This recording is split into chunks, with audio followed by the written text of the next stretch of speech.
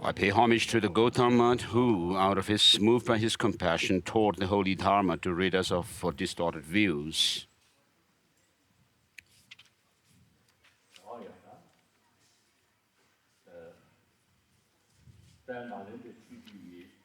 So the Nalanda monastic university tradition, from this tradition, the topmost, the crowning jewel of the Nalanda monastic tradition was Master Nagarjuna. It's not just saying it that we hear.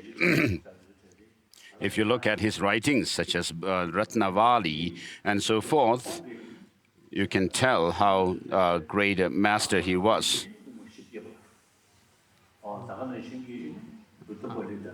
And taking his teaching to be precious, then his disciples such as Aryadeva, Bhaviveka, and so forth wrote texts like 400 verses. Aryadeva wrote, and Bhaviveka also, and also Shantideva wrote his text. So right in the beginning of the Mula Madhyama Kakarika of Nagarjuna, he says things are neither born from self, nor from other, nor from without causes, and no from both, and without any causes, and so forth. And so these are commented by his disciples and followers. So in his text, Mula Madhyama Kakarika, he writes, the Buddha, he actually wrote this verse that I recited. So he praised Buddha not only from the point of view of being an enlightened person and so forth, but he actually went through the teaching of, touched on the teaching of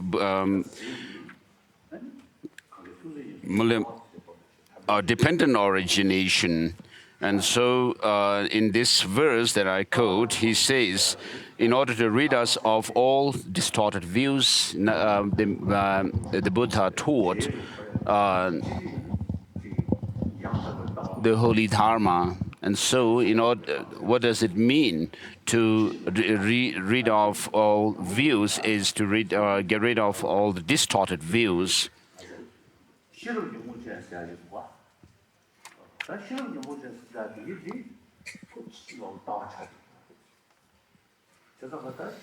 And so there's this intelligence which is deluded, and so it is a distorted view. So in order to get rid of this kind of distorted views from its root, you need to, what the Master Nagarjuna does is investigate the teaching of the Buddha, the nature of things and so forth, very thoroughly. So the Buddha taught the Four Noble Truths, in which he taught that of the true suffering and the origin of suffering. And when you go more, when you explain the Four Noble Truths in greater detail, the first two especially, you have the 12 links of dependent origination. And regarding these 12 links of dependent origination, there's the diagram depicting the 12 links, and it was commissioned at the behest of one of the Indian kings in those ancient times, Udayana or somebody. And so this, in the Tibetan tradition, we have the tradition of actually drawing these 12 links of dependent origination at the entrance of the temples. So although we want happiness, and do not want suffering. We are always overcome with suffering, misery. We are always amidst all kinds of problems and difficulties. And so these suffering do not arise from without any causes. And so there are, what I mentioned, the three conditions, impermanent condition and so forth, mentioned by Master Sangha.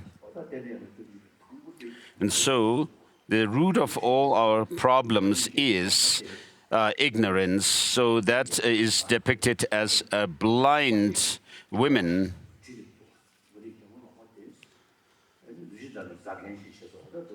And then the karmic formation, formative karma is depicted by a potter making a pot, and so forth.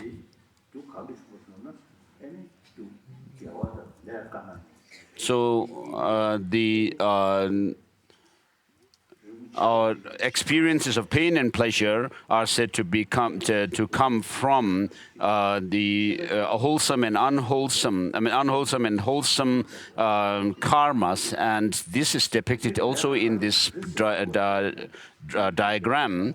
Inside the 12 links, there are two.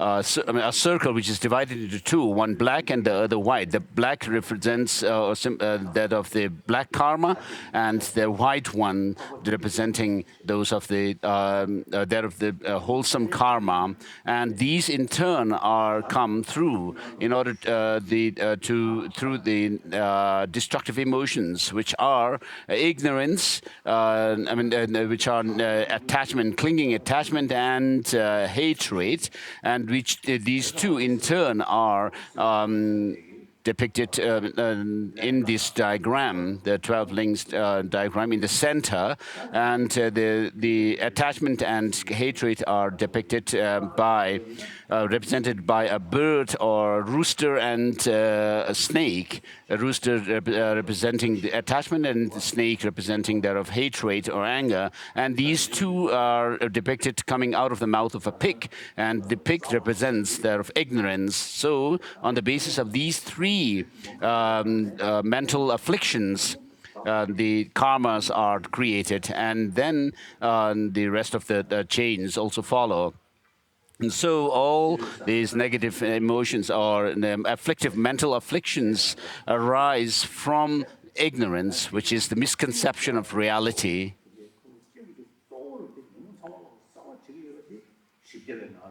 So in the 400 verses, it says, just as the physical faculty permeates the whole, all other faculties, likewise, this ignorance, this total confusion permeates all other mental afflictions. So the other, like for example, in the case of the sensory faculties, like eye faculty, it does not permeate or cover other faculties like auditory faculty and so forth. But the ignorance, just as the physical faculty permeates all other faculties, sensory faculties, likewise, ignorance permeates all other mental afflictions.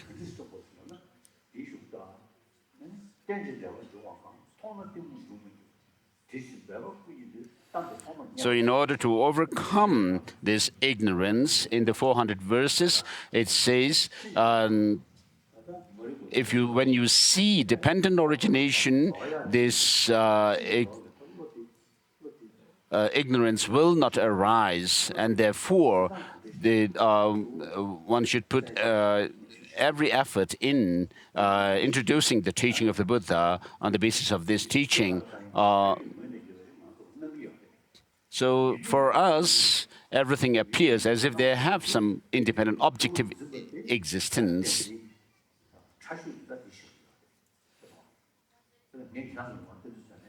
So that is said to be the subtlest ignorance. So when I look at you, I see you, the school's children and the monks from Thailand. but you appear as if you exist from your own side. And you do not appear to me as designated objects or beings. And so, just as you appear to objectively existing to me, there is this strong clinging or apprehension that you do exist that way, and therefore this clinging at true existence arises, grasping at true existence arises. And I mentioned about quantum physics. Yesterday, I didn't mention about a very old American psychiatrist. When I was first met him, he was 84 years old. So what he explained to me was quite impressed me. And so 2 years ago, I purposely went to see him at his home, and he was staying at a hotel. So he was 97 or something like that. So what he impressed me was, he told me that when someone becomes angry and being disturbed through this kind of anger, he was actually someone who treated people with psychiatric problems. And so for several decades, he was working with such patients. So did I mention that yesterday? No. And when he told me that when someone becomes angry, so of course, most of the things that we deal with are people, and the object or the person to whom we are angry at seems absolutely negative, but he said 90% of that negativeness is actually our own mental projection. So I thought I did. And so Master Nagarjuna says that the attachment, anger, and the confusion arise from this kind of exaggerated outlook or conceptual constructs. And so what happens is things appear to have some kind of existence, objective, independent existence, and then we cling on to that, and then because of that we have ignorance, and then we create other, the mental afflictions also arise from that, and then we create a karma, and that's how we are propelled into the experience of pain and pleasure. And so in order to get rid of this misconception, ignorance, the Buddha was said to, the Master Nagarjuna says, the Buddha gave the sacred Dharma, taught the sacred Dharma.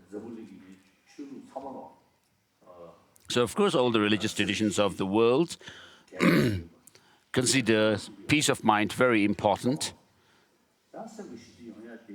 And in order to develop this peace of mind, these traditions are not talking about seeking happiness or joy and so forth from external things, but working with one's own inner world, mind. And for that, there are these theistic religious traditions which, in which the followers submit themselves totally to their Creator God. And when they talk about the Creator God, they say the Creator God is infinite love. So the Creator is said to be. Those who propound or the proponents of God, the Creator, they say that the God is infinite love. So I think I mentioned this yesterday. So on the basis of this kind of faith, of course, some certain mental peace is drawn by the followers. So this is the meaning, or the real import, or the teaching of these religious traditions, although it may not be mentioned very explicitly. But in the Indian traditions, there is the meditation on how to, there is the technique of developing peace of mind through the development of the calm abiding, shamatha, and vipassana, or vipassana. And so all the religious traditions of India, even before the Buddha came, have these practices. And Kunu Lama Rinpoche Tenzin Gyaltsen, my teacher, as I mentioned yesterday, he was a great Sanskritist. So he told me that the writings of Master Dharmakirti, such as Pramanavartika Karika, the commentary on the Compendium of Valid Cognition, said that the Sanskrit in this text is of a very high quality, high standard, and so the Master Nagarjuna and Master Dharmakirti and so forth, the Master Nagarjuna has also written text on medicine and also art and so forth. So Master Nagarjuna was someone who was learned and scholar in all kinds of knowledge, sciences, including medicine, art, and so forth. So in his Mula Madhyamaka Karika, he talks about how ignorance leads us to samsara and so forth. And so he actually explains thoroughly the teaching of the Buddha, the reality as it is. And so, through the teaching of the Buddha, the Buddha helps beings to eliminate the root of all our suffering. And the Buddha himself has said, the sages or the munis do not wash away the sins of sentient beings, nor do they remove their suffering with their hands, nor do they transfer their own realization into others. So the Buddhas cannot remove their suffering of sentient beings with their hands. And the sin, which is the root or the cause of suffering, cannot be washed away with water. And the Buddha's own realization and the state of the purification of negativities cannot be transferred into others. And then how do the Buddhas help sentient beings? It is said in the last line, by teaching reality, the Buddhas lead sentient beings to liberation. So, because suffering arises because of our ignorance, misconception of reality, and therefore, in order to, by giving teaching of reality as it is, the Buddhas help beings to uproot this ignorance, misconception. So for us, wouldn't it be better if the Buddha could actually wash away our sins and remove our suffering? This cannot be done. So the Buddha has also said, you are your own master. You are your own protector or master. So your own suffering should be eliminated, or you should be able to overcome suffering by looking into the cause of suffering and actually getting rid of that or avoiding that cause. So you are your own master, the Buddha says. Nobody else can do this elimination of, eliminate your suffering and so forth from within your mind. And so, earlier you debated on the three jewels, the Buddha, Dhamma, and Sangha. So, of course, all the religious traditions have this manner of submitting to their own higher power. But for Buddhists, as I said yesterday, Master Chandrakirti says, the Buddha, Dharma, and Sangha are the objects of refuge for those who aspire to liberation. And the Buddha is the teacher of the refuge. The Buddha cannot do much except by giving teaching to us. And the actual refuge for us is the Dharma jewel, which comprise the true path and true cessation. So this is the true actual refuge. And the Buddha is said the teacher of that refuge. And then those who have the experience of the true path and the true cessation, and from that and then on, the beings with this experience of true path and true cessation are called the Sangha jewel.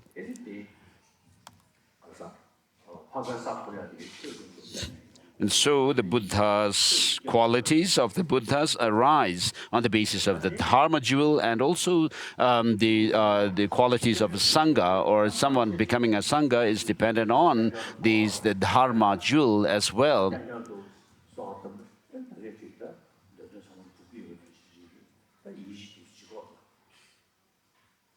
So for those who follow theistic religious traditions, they actually pray to God, and it's as if everything could be achieved through the blessing of the God. And once, when I was in Canada somewhere, there was some Christian father who. When he sang some hymns to God, he actually shed tears. So he was so moved by that hymn. And so such things happen in the followers of other traditions as well. Like so in these traditions, the theistic religious traditions like Christianity or Islam, they do pray to God for His help. And by praying to them. So all religious traditions, of course, teach have good messages, such as teaching love, compassion,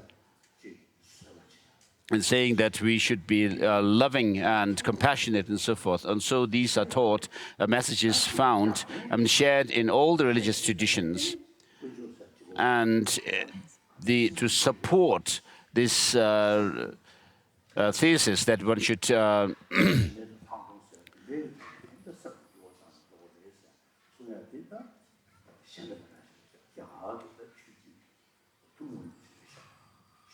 practice love and compassion. They say that the God is all loving and so forth, infinite love and so forth. Whereas in the Indian tradition, we have the practices of shamatha and vipassana to develop peace of mind.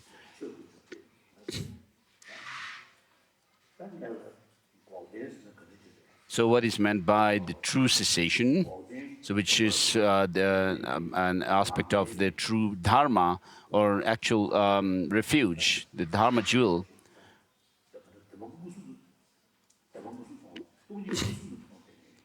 And then the mind which sees directly emptiness is said to be that of the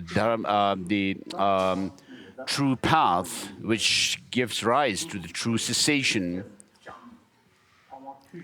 So by studying texts written by Master Nagarjuna, first by hearing it, listening to the teachings, and then by reflecting on them and gaining conviction, and then on the basis of that conviction, you apply the teaching in meditation, and then thereby develop the experience of the teaching, and which develops further into the true cessation and true path. And so at that point, when you reach the true path and true cessation, which brings about the true cessation within yourself, then you are said to have reached that of the Dharma jewel within yourself.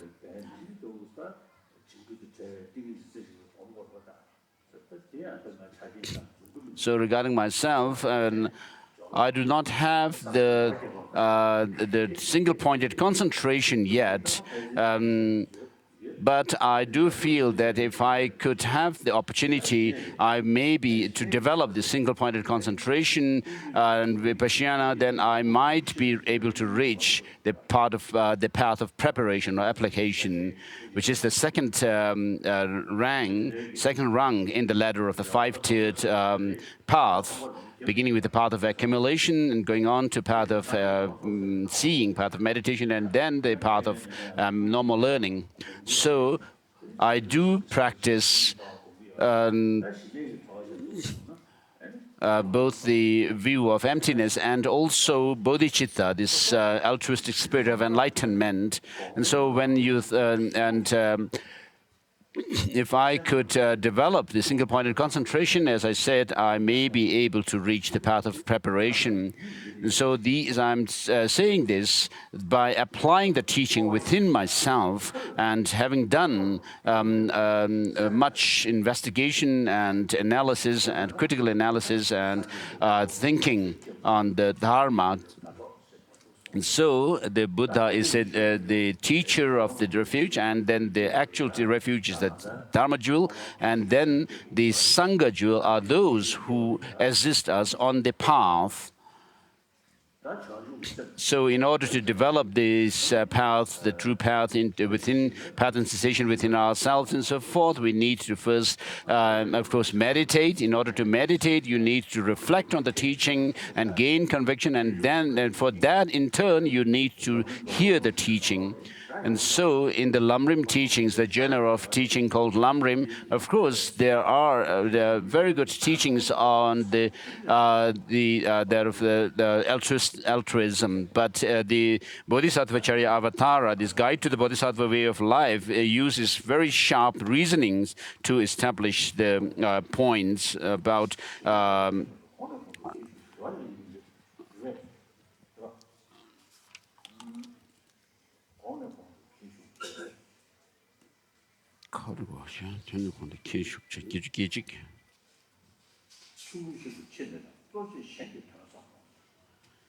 so do not. Oh.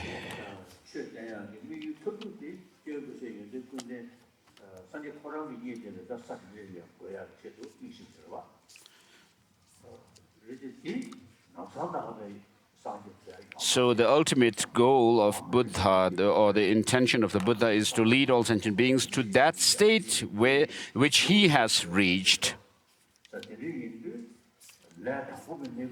But that has to be done on the basis of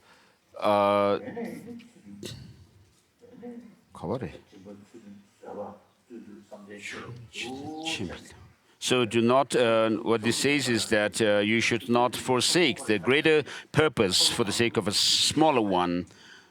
And so in order to lead us to the goal that the Buddha himself has reached, he taught, he gave the various teachings, and therefore he first taught the Four Noble Truths, which teach the Four Noble Truths and its 16 characteristics and so forth. And then the Buddha went on to teach the Prajnaparamita, the perfection of wisdom teachings, which are commented by the Maitreya, Lord Maitreya in his Abhisamaya Alankara and so forth, and which shows how the progression along the path clearly.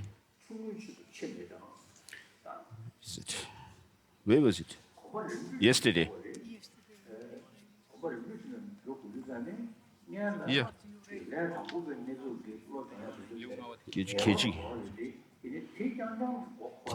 When beholding someone with eyes, thinking, I shall fall into. Always being motivated by great aspiration or being motivated by remedial forces if I work fulfilled. We are on verse number 82 on page 57. Endowed with wisdom and joy, I should undertake all that I intend to do. I need not depend upon anyone else. 뒤에 말이죠. 중의치도 칩니다.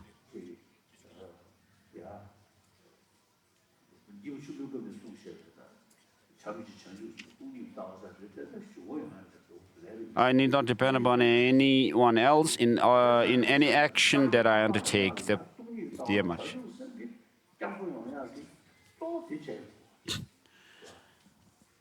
So if you are convinced about the bodhicitta and the other teachings, then you really feel convinced of taking refuge in the three jewels. So by thinking, reflecting on the spirit of enlightenment and the emptiness, view of emptiness, you actually gain. So principally, I should verse number 83 on page 58 in this book that has been distributed. Principally, I should consider what will be of the most benefit to others.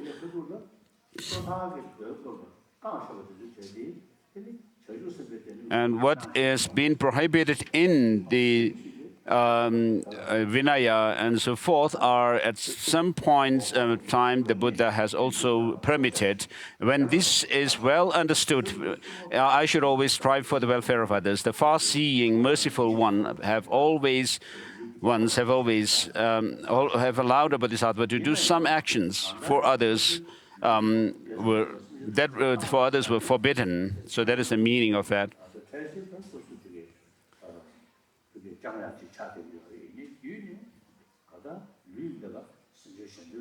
So, of course, this body is something that you should cherish and protect. But ultimately, when it comes to the time, you are supposed to actually dedicate this body, even this body, for the sake of others. I should divide my food amongst those who have fallen to lower realms, those without protection and practitioners, and eat merely what is sufficient for myself. Except for the three robes, I may give away all. So, of course, when practicing generosity, you can give the material gifts and so forth. But when it comes to giving your body,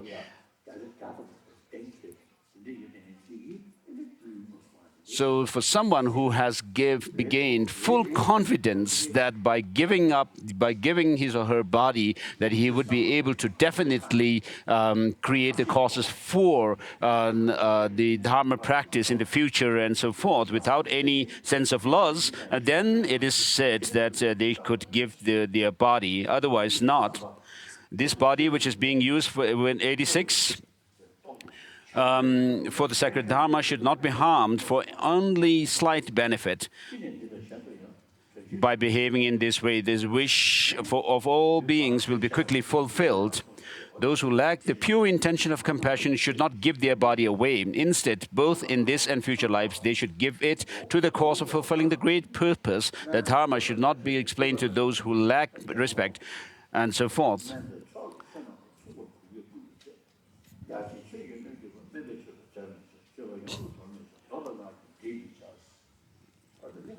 Verse number 90, done. So sometimes when we do some tantric rituals, without really understanding the foundational teachings of the Buddha, the general teachings, without learning the general teachings, of course, through study of the general teaching of the Buddha, you'll be able to see the real teaching of the Buddha, the meaning of the teaching of the Buddha well, and then on the basis of that understanding, you could perhaps make sense of the tantric rituals.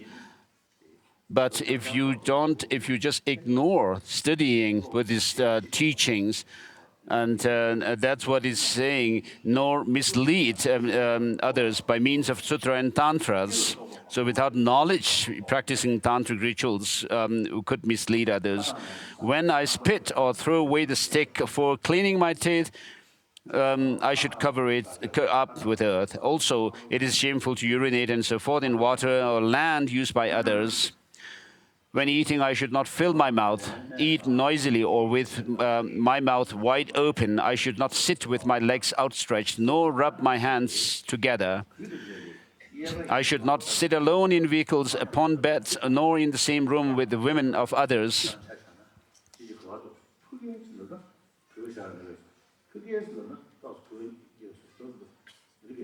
So in brief, having observed and inquired about what is proper, I should not do anything that would be disliked by the people of the world. I should not give direction with one finger, but instead indicate the way. So His Holiness was commenting on this verse, saying, when we sometimes, when we are asked by people, and where is such and such thing, and you would actually use your finger to point somewhere, as if that thing is right there, objectively, independently existing. But we should. So that's what happens. So the three heaps refers to the confession of the 35 Buddhas.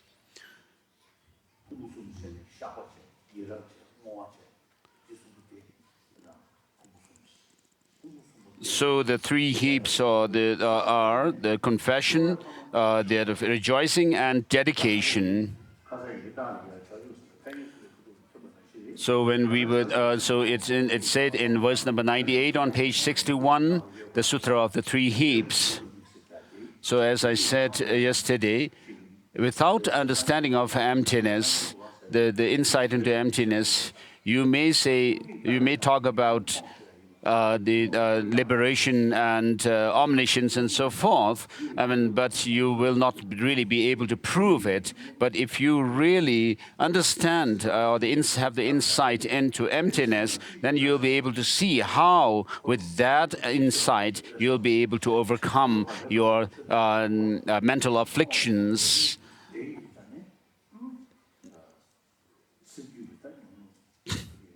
And so what is taught in the teaching, the perfection of wisdom teachings, the Prajnaparamita teachings, which teach emptiness, and also in the third turning, in the one aspect of the third turning of the wheel of Dharma, the Buddha has taught that of the Buddha nature. And when you talk about Buddha nature, it is said that the mind intrinsically is bereft of all the negative, the mental afflictions. So in other words, the mental afflictions are not in the intrinsic nature of the mind. So when you combine these two teachings, then you'll be able to see how liberation and enlightenment are possible.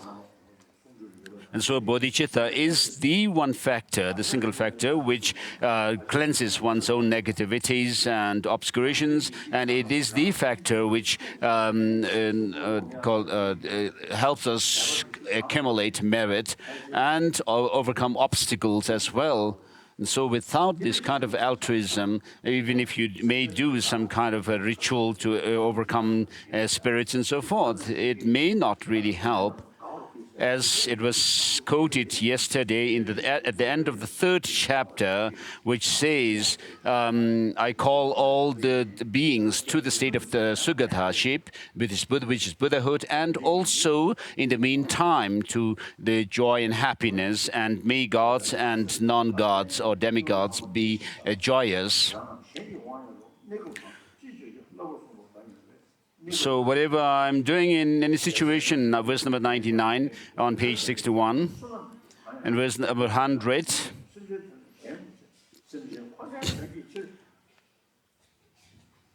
verse number 101. So whether directly or indirectly, I should not do anything that is not for the benefit of others. Solely for the sake of sentient beings, I should dedicate everything towards awakening Buddhahood. So for our education, teacher is important. Without a qualified teacher, the students will not be able to learn the subjects well. And so for in order to tread on the path to enlightenment, it is very important to have a qualified teacher. And so with regard to a qualified teacher, it is mentioned in the Sutra Alamkara, which is quoted in Lamrim Chemo, the great treatise on the stages of the path, which gives the 10 qualifications in the Sutra Alamkara, Mahayana Sutra Alamkara.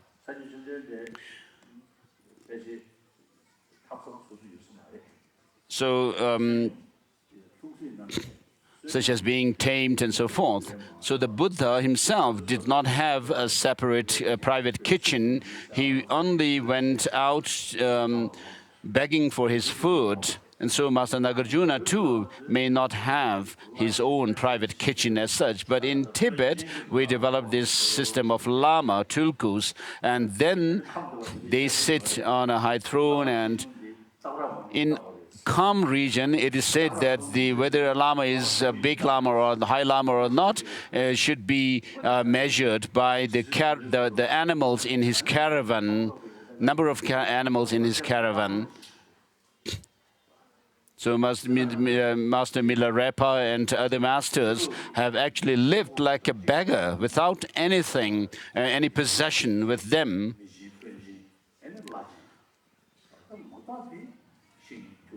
So we are, as Tibetans, have this custom of honoring the so-called high personalities, high-ranking people, and high lamas and so forth. But we should actually be able to see who is a real Dharma spiritual master.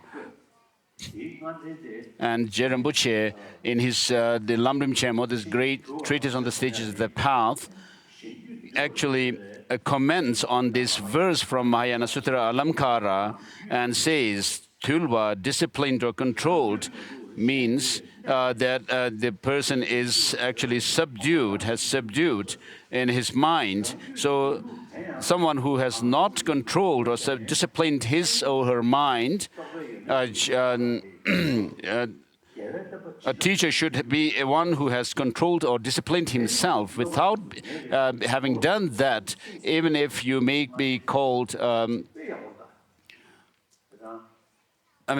should be done through the practice of the three trainings, in accordance with the three trainings. And someone who wishes to discipline others should be disciplined himself or herself first. So, a spiritual teacher is someone who is supposed to be showing the path to others, isn't it?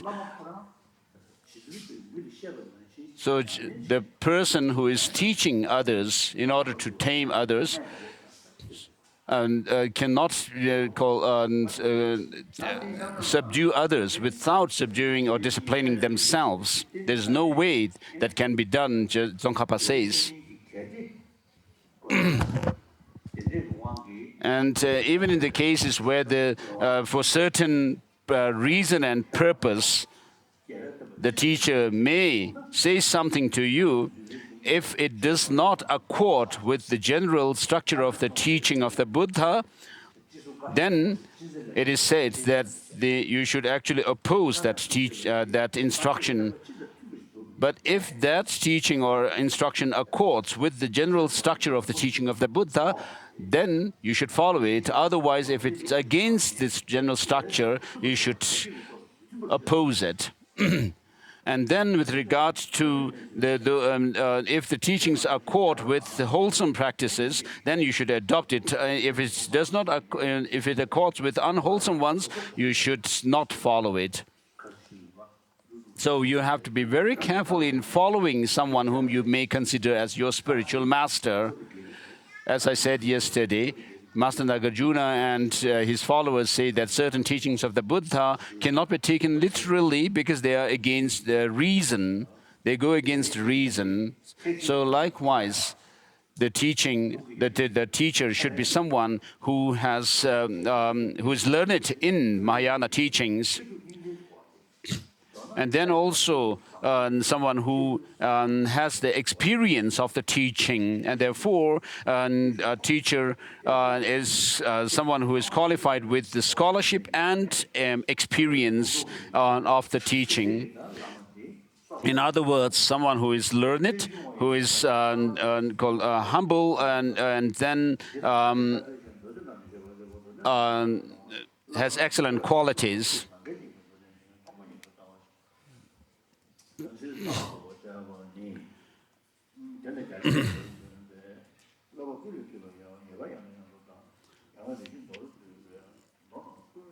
So verse number 106.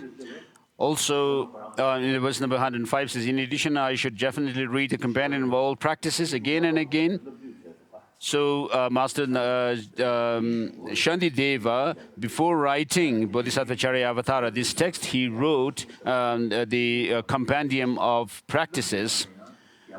And so these two texts actually complement one another. This Guide to the Bodhisattva Way of Life, and where the teaching in this text is short and it's more elaborate in the Companion of Practices, and where it is what is not found there is more elaborate in this this book.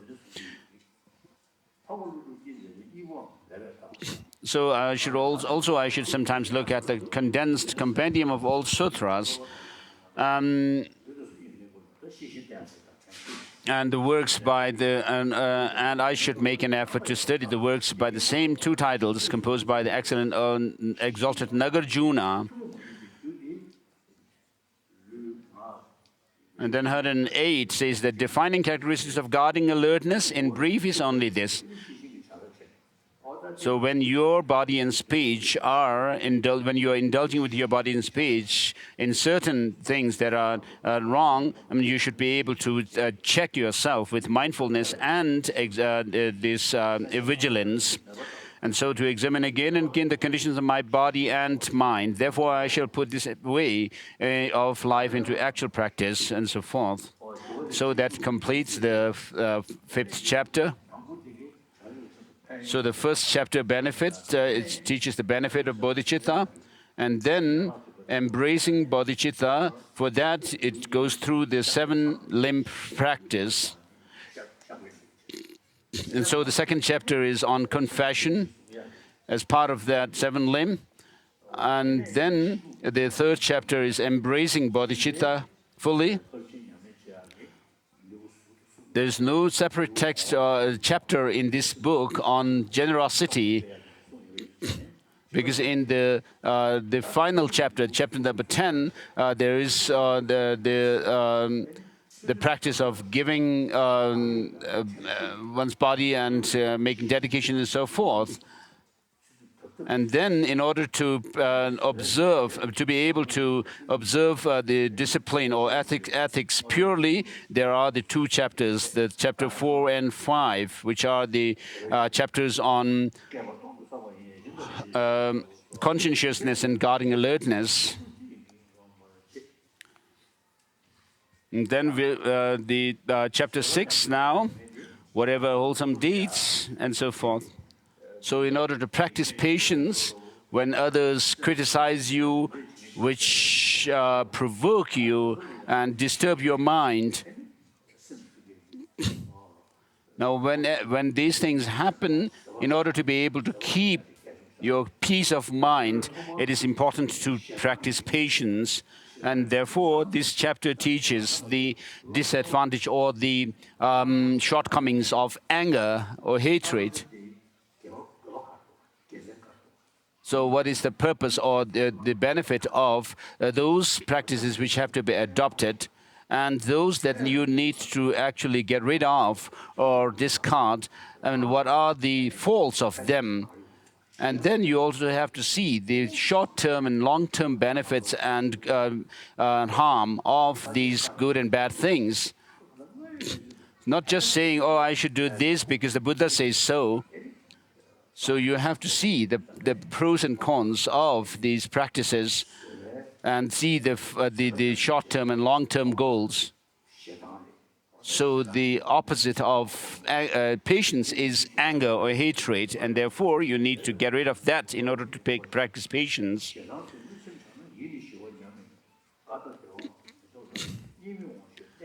So verse number 3 on page 64.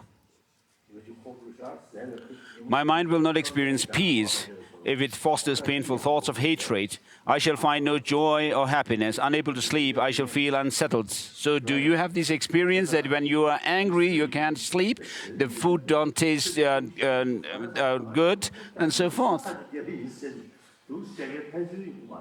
So nobody will say that I'm so happy today because I really had a good fight with somebody or quarrel with somebody.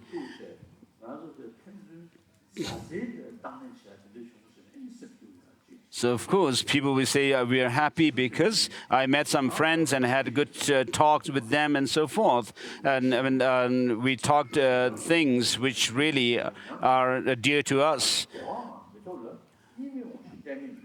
So I shall find no joy or happiness, unable to sleep. I shall feel unsettled. A master who has hatred is in danger of being killed, even by those who, for their wealth and happiness, depend upon the master's kindness.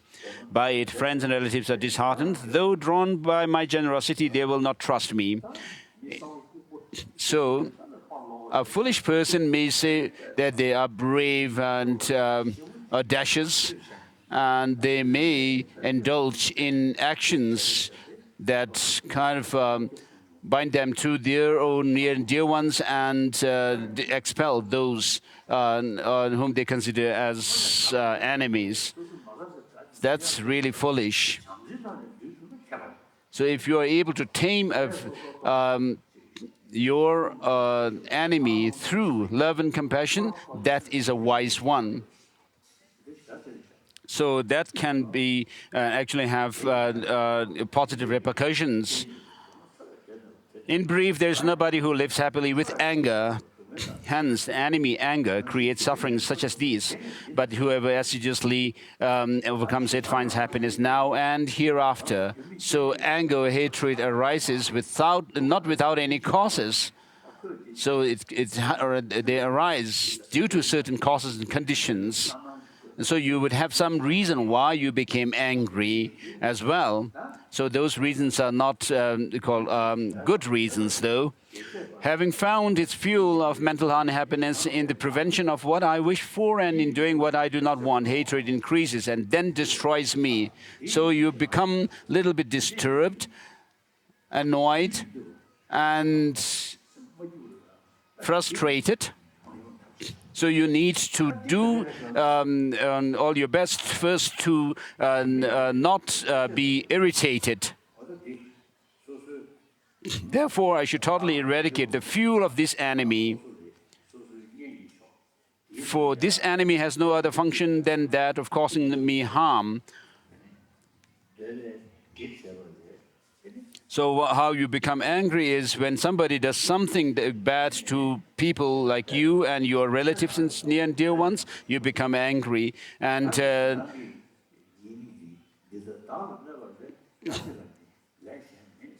so anger has no other function than causing harm to one. So it disturbs your peace of mind. So it has no other cause. The so-called enemies, the people whom we consider as enemies, have someone they also love and take care of, whereas anger does not have anything that it helps.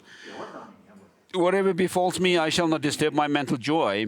For having been made unhappy, I shall not accomplish what I wish, and my virtues will decline. So you should think along these. Why be unhappy? So when something bad happens to you, you should now think and say, why be unhappy about something if it can be remedied? Why be unhappy? What is the use of being unhappy or worried when, if it cannot be remedied? And so this is a very good reason to counter your unhappy state of mind. For myself, and for my friends, I want no suffering, no disrespect, no harsh words, nothing unpleasant. But for my enemies, it is the opposite. So this is what happens to us that we really like when our friends and relatives have no suffering, have not disrespected, and no harsh words are used against them, and no unpleasant things are done to them. Whereas we become unhappy when these things happen to the enemies, when they suffer, when they are disrespected, and so forth. The causes of happiness sometimes occur, but the causes of suffering are frequent.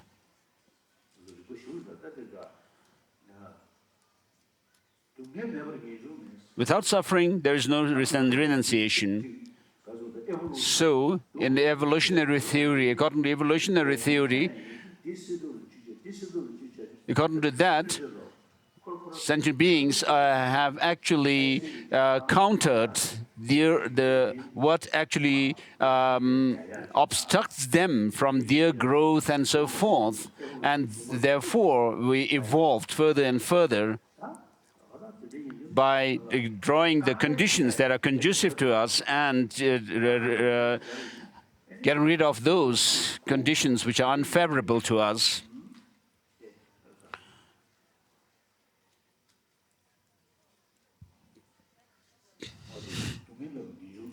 So without suffering, there's no renunciation. Therefore, mind, you should stand firm. If some ascetics and the people of Karnapa endure the pain of cuts and burns for no reason, then for the sake of liberation, why have I no courage? So through patience, of course, you may say, of course, there's great purpose in practicing, enduring the hardships, and you may feel discouraged. But you should think along this verse. There is nothing whatsoever that is not made easier through acquaintance. So, of course, in the beginning, when we learned the alphabet, we had difficulty. But once we learned them, it's easy. And also with the other subjects, I was very lazy student in my childhood. And I really felt bored to learn, to study. But when it's the time that the next day would be a holiday, I felt really excited. Do you have the same experience? So when the next day was a holiday, I actually had better sleep the night before in those old days.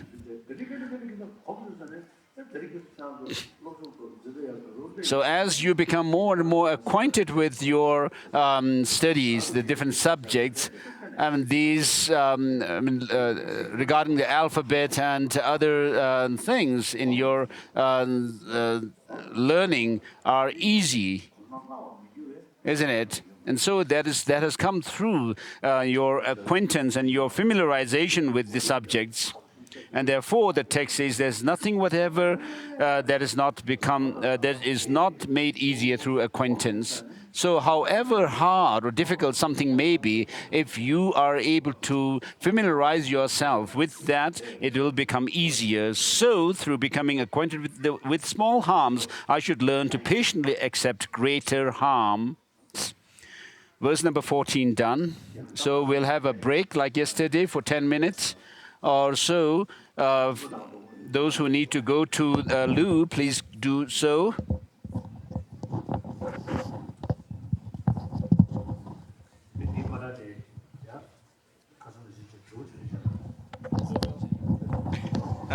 We'll have questions and answers as we had yesterday. Those who wants to question, please come forward on the stage. Otherwise, the echo of your questions wouldn't allow me to get them properly.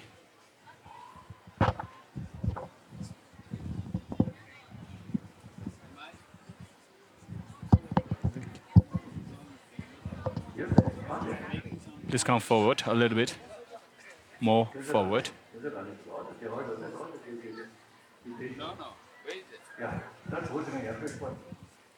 So those who wants to ask questions, please come forward.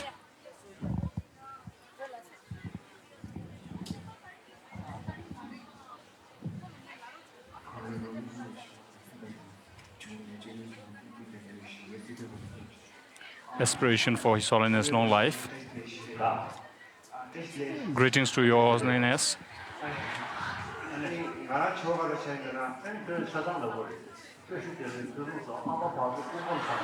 These are Tibetan kind of a saying. Sorry, Solin said you should have said the whole verse instead of just Tashidare. So we all try to practice in the face of difficulties. So when I come across people who are very arrogant, aggressive, it's very difficult. So it's very difficult to practice patience in such situations. And of course, aside Bodhisattva, that's quite impossible for me in those moments.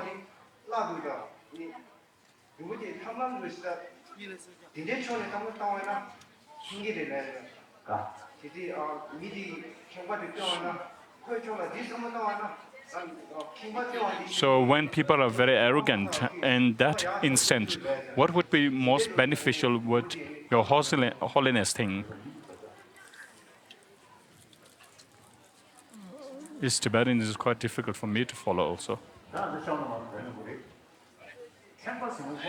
Well, arrogance or pride is basically founded on one reason, and then thinking of oneself as some kind of a superior. But if you have a comprehensive understanding of reality, and then you will come to know that there are things that you know, but at the same time, there are many that you are not aware of, and that you have no knowledge of. And then you don't really find any basis to be really arrogant. Because when you are arrogant because of one particular reason. But if you look at all phenomena comprehensively, extensively, then there is no real basis because there are far more fields of knowledge you are unaware of.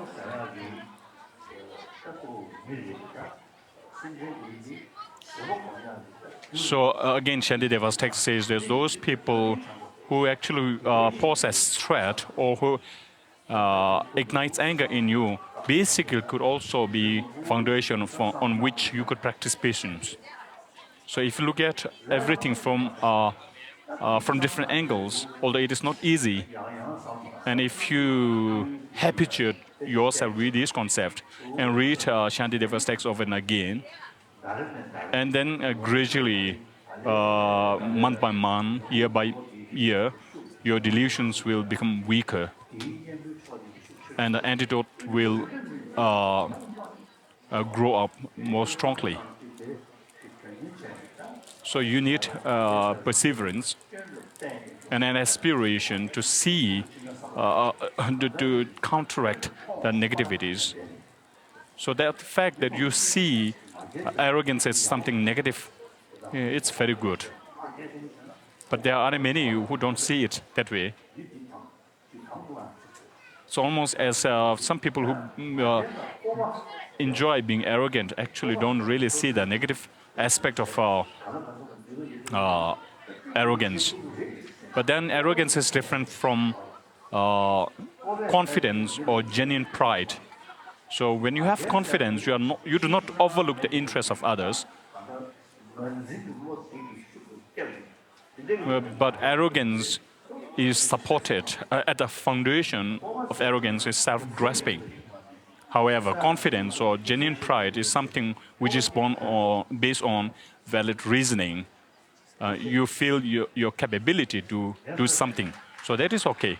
Thank you.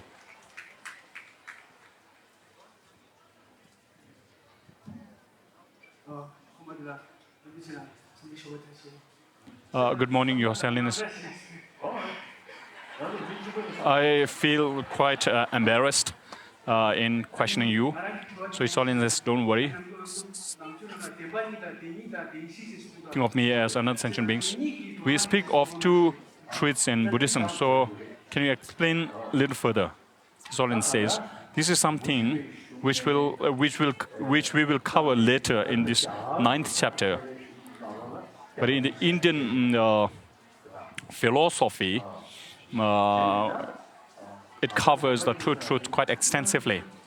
Basically, it's about a truth which is on the appearance level, and then another higher form of truth which is beyond the truth and trying to find out the ultimate nature of what appears to you. So in Madhyamika or text, those things which appear to you without analyzing on the ultimate nature, but still within that kind of appearance, you have good things, good appearance, bad appearance, neutral appearance, so forth. Those are conventional reality, so conventional truth. But without being satisfied with appearance, if you try to pinpoint the ultimate nature, and finally, as quantum physics also states, without being satisfied with the appearance. If you really pinpoint, for example, if if you try to find out the subtlest particle, subtlest subatomic particle, and whether they really exist objectively or not, then they do not exist as they appear to exist from their own side. So this is something investigation which concentrate on the ultimate nature, not just the appearance level. So that kind of reality that you reach on observing the ultimate nature is what we call the ultimate reality or the ultimate truth. But ultimate truth also is explained in all the and these two truths, are explained on all the 4 different schools of thought. But the most profound and succinct explanation of the true truth is found in Nagarjuna's fundamental wisdom.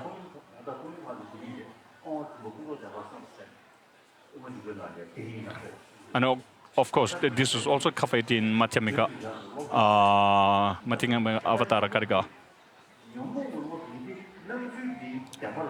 So when delusions arise, they depend on the appearance level. So when we apply antidotes, we are not without being satisfied by the appearance level of reality. We try to investigate if things really exist as they seem to appear from their own side. So again, this is being ascertained by the scientists as well. But now we have to give equal importance to both of these two truths. Because if you maintain the conventional truth and neglect the ultimate truth, that is also not sufficient. And on the contrary, if you also give emphasis on the ultimate truth and neglect conventional reality, that is also wrong. So we have to have both of these. So since things do not exist independent from their own side, then the mode by which they exist would be from conventional designation, by means of conventional designation. How would you practice your holiness, conscientiousness, and introspection? So when you are mentally overwhelmed by emotions, negative or emotions and so forth, or when you are mentally distracted. Fundamentally, as His Holiness said, these are all based on self-grasping. So if you reflect back and then try to see if all this arises from self-grasping, it's quite difficult. So how would you do that? My second question is, although mindfulness and wisdom might be strong, so how do they relate to one another, mindfulness and wisdom? Some people have very good memory power, but no introspection. Some people who have strong memory, they have no introspection. So how are they related to one another? So nobody can be blamed. For example, although personally, I really know the importance, how sacred bodhicitta is from my childhood. But I always used to think it's impossible for me in this life to generate them. So when I reached India, I was in when I was 24 years old, India. So also at one time here, when I was teaching in this very temple, I actually told the gathering that although I know how important bodhicitta is, I feel it's very difficult. So at that time, I really felt like that.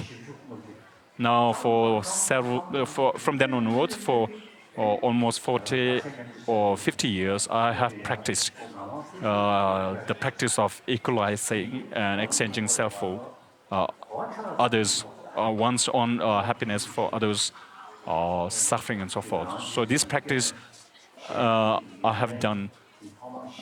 First, you need to really see the negativity associated with self-grasping and the positivity associated with cherishing others. So initially, you really need or to have a sound understanding, intellectual understanding. And then based on those understanding, then you have to think over and again, over and again. If you look around the world, you can really see vividly how many chaotic situations arises because of self-grasping. Again, all the difficulties, the tragedies that we see around the world are based on differentiating oneself and others, and so there is kind of so much of a division, and this all arise from self-grasping. So if you somehow give emphasis on promoting compassion within oneself, and then more you associate yourself with that, then there will be some kind of a spontaneous reaction someday when you see others' sufferings. So you have to think over them, think of these things over and again. And if you continue these kind of practices, then what happens is you gain conviction on the importance, and you also gain some substantial experience. And then in this way, you increase the altruism within yourself. So as this goes on, and as years pass by, and then you will definitely see the result within yourself. So there is nothing to be discouraged about it. The Buddhist Shakyamuni that we so revere did not get enlightened in one instant. So he himself is said to have got enlightened by accumulating merits for 3 countless eons. So initially, it's difficult to associate yourself with the concept of reducing your negative emotions. But what is important is you should have a conviction, a sort of belief that it is really possible. And also you should cherish your human body, that because you have this kind of human intelligence and human form, it's not impossible. So when you're really intelligent, does it necessarily mean that you have a good memory? Some people take a lot of effort, so it looks like they have limited memory power. So, and how do you apply conscientiousness and mindfulness? First, you have to distinguish between the negativities associated with a particular thing, as well as the positivities associated with a particular thing. And then, being aware of these, and then you have to be mindful constantly. Where is my mind wandering? How do I talk with others? And how do I physically behave? So if you habituate your mind in this way, you're actually applying the practice of introspection. So this is the practice of discipline. So this is something which comes into being into kind of which becomes easier on constant habituation. So you really need to familiarize with these practices. Westerners, if you have some questions, on 9th, I'll be meeting you downstairs, so you'll have your opportunity at that time. So don't worry about that.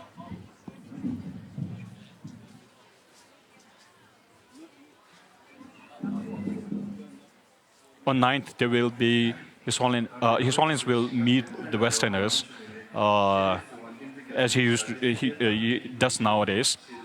So you'll have your opportunity then. Your Holiness, you are like the eyes as well as the heart of the Tibetans. So to you, Your Holiness, my question now is,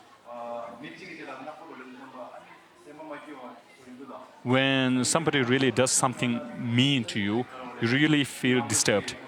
But there are many people who really say many abuses against you, but it doesn't seem that you are disturbed.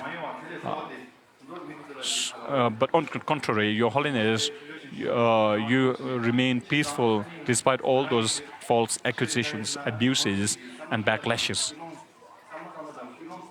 So my question for your Holiness is, how do you cope with this?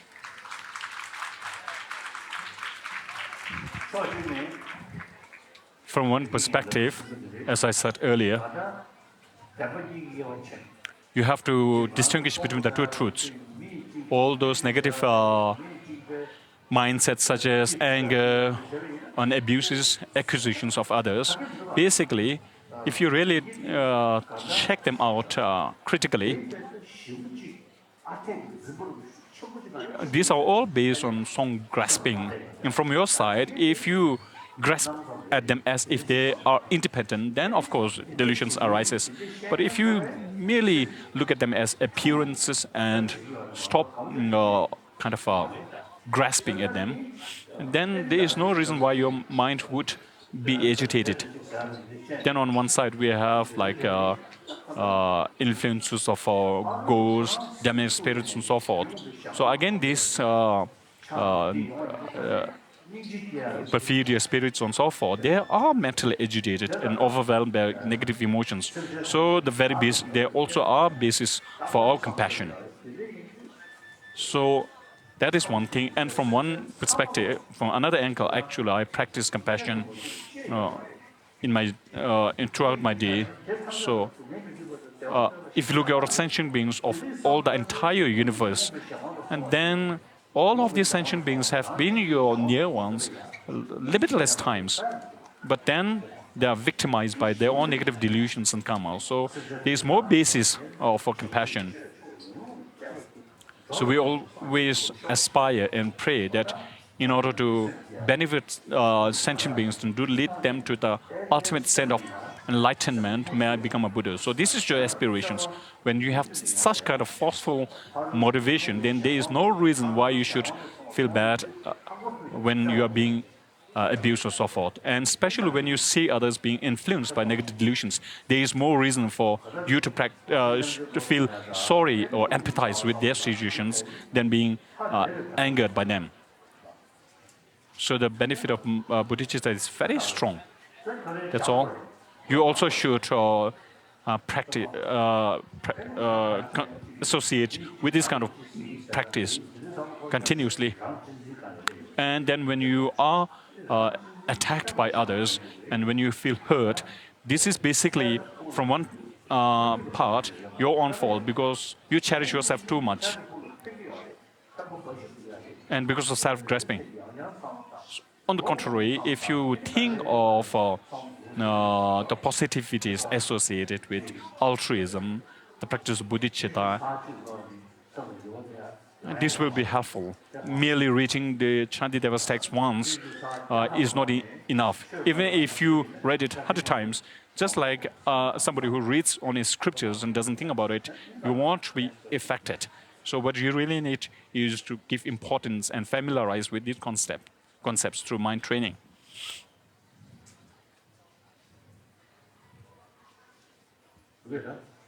Others?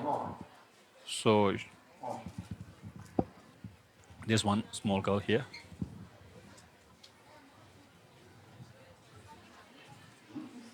Just a little. My question relates to science. Until now, there have been meetings with scientists between Buddhist scholars, meetings with scientists and Buddhist scholars. So my question is on genetics. The genes that we have within our body, what's the connection that you see, Your Holiness, between gene and its Buddhist perspective?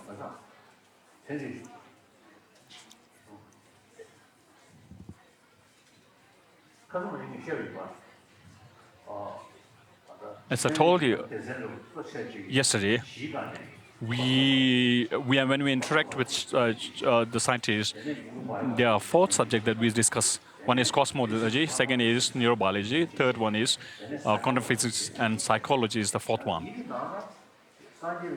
So in these fields,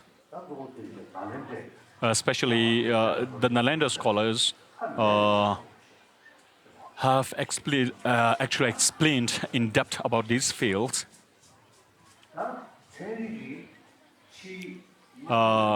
As far as material world is concerned, scientists have very precise explanation, and in some part, their explanations are even more precise than the Buddhist explanation.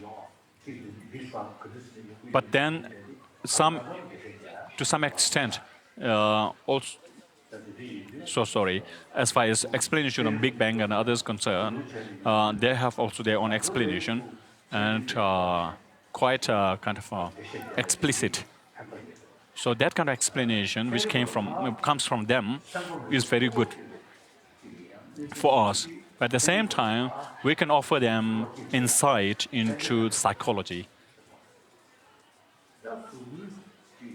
And as far as genes and the physicality or physical biology of beings is concerned, scientific explanations are far more precise. And then it says 7 billion humans would have 7 billion different chromosomes. That's what scientists say. These are not there in our Buddhist scriptures, but these are a result of scientific investigations and very precise, quite precise. I used to ask scientists, is there a possibility, no, sorry, scientists see a possibility of the mind impacting the brain.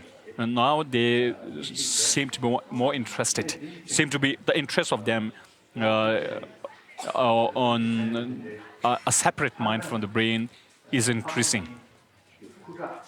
And then then I also used to ask the scientists if the semen from the father as well as the egg from the mother, if these are perfect, and when they combine together, and is it necessary for the development of fetus or not? And they said not necessary. That means there need to be a third factor. If both the fluids from the parents are compatible or not infertile but fertile, and then what is the third factor is if their combination does not necessarily form a fetus. So the third factor is there should be a mental consciousness which takes residence within the combination of these two substances from the parents. So now this leads to the concept of past life or reincarnation.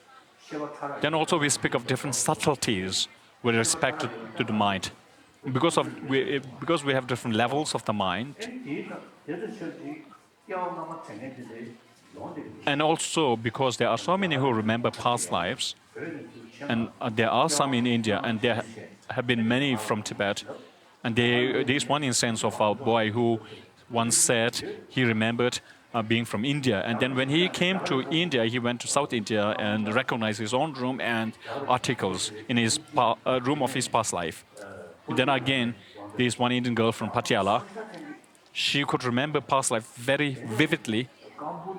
Then there is another girl from Kanpur. She also remembered past life very precisely.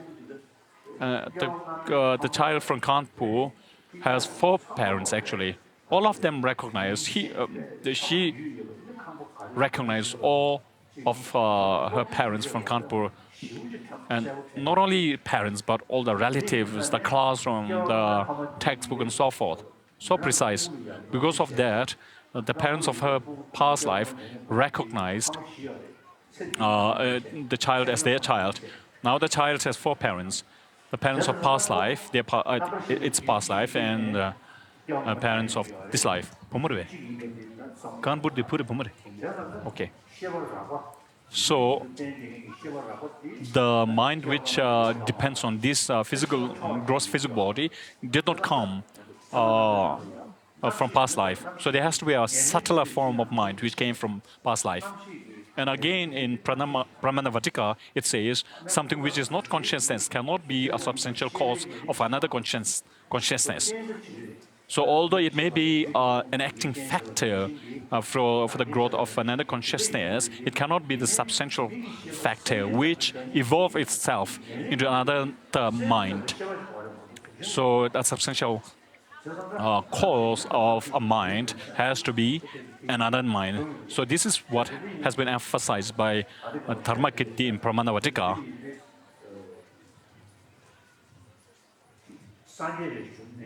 So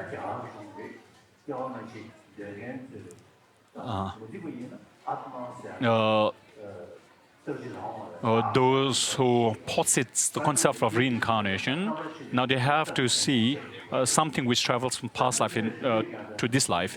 And so the non-Buddhists postulate the theory of Atma. And Buddhism doesn't believe in Atma, but we have the concept of Anatma. So whatever is the case, in this 21st century,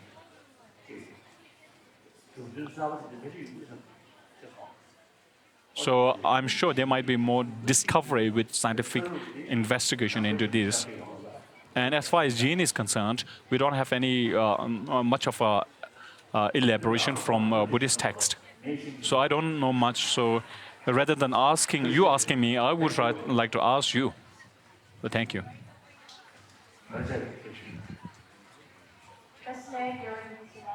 Your Holiness Tashele.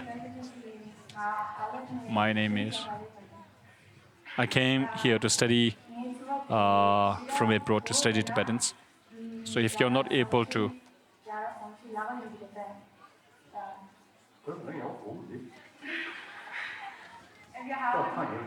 Intelligent mind.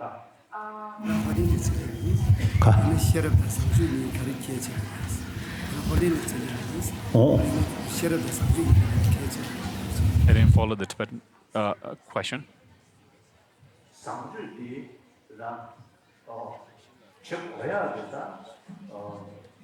What is the reason for secular, ethical discipline? The reason, of course, whenever we engage in anything, we have to see what is the purpose for it, whether there is enough reason for it, and benefit from it. As far with respect to actions which are negative, harmful to others, what is the benefit of those actions for yourself? So when you come across somebody, who frowns, and somebody who smiles, what will you prefer? And what is the benefit of that kind of a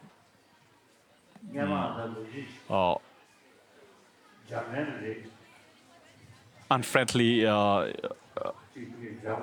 face that you show to others? Once in Japan, I was invited to a ceremony. So on my way in a car, there was a young lady, quite attractive. And usually I always I smile whenever I come across anybody. So I smiled at her, and she felt really bad because she seemed to take an offense from that. A monk who is a stranger smiled at her from the car. So actually she got really offended and then avoided her glare from me. So then also I tried the same thing, try to avoid her gaze.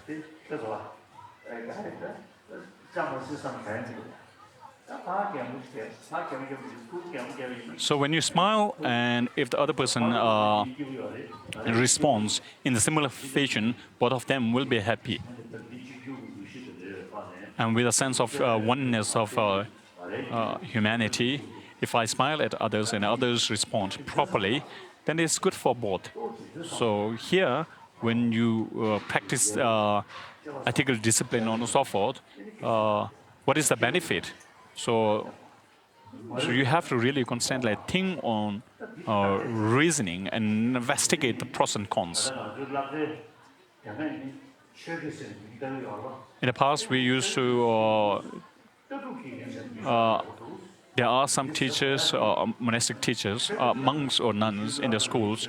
So they were called Dharma teacher. So I thought that term is not good. So I told them, maybe you can change name to teacher of philosophy. In the past, some of the Dharma teachers in the past, they only introduced the kids to recitations. But the real impact, real luster of Buddhism lies in its rich philosophy. So therefore, as I said yesterday, it's very important in order to study, to reasoning, and then to reasoning, if you contemplate, then you will definitely come to conviction. I also have an Indian friend who has lots of faith, very strong faith. Once he asked me, probably many of you might know this, he asked me, God, the Creator, is somebody who is compassionate by nature, God being full of love. Why did He create some mischievous people in our society? And why did He create them? So what would you answer to that question? All people are created by the compassionate God, the God with infinite compassion and love. So God with infinite wisdom should be also able to see what's going to come in future. And because of compassion, He should also be able to foresee the sufferings. So God with infinite compassion and wisdom, why did He create these mischievous people? So it's very difficult because the concept and the question doesn't seem to agree with one another.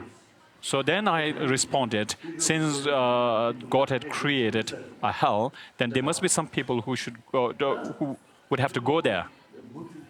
So if he persisted in his question, then probably it would be difficult.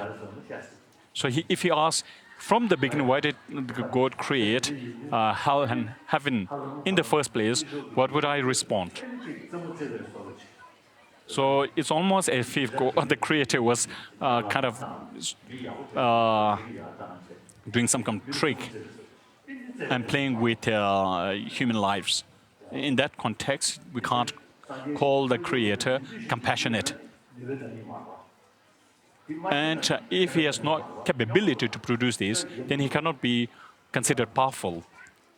And if He didn't understand what's going to happen in future, then He is with limited wisdom, so not infinite wisdom. So all these are contradictory. So the concept of reincarnation, karma, all those where we blame ourselves, these are really, in some way, quite good. So anyway, investigation is utterly important.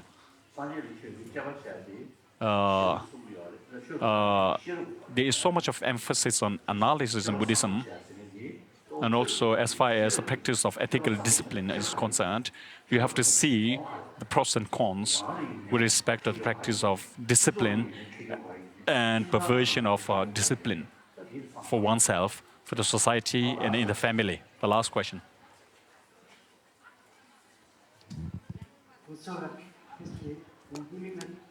Greetings to you all, in sense. I'm a Muslim.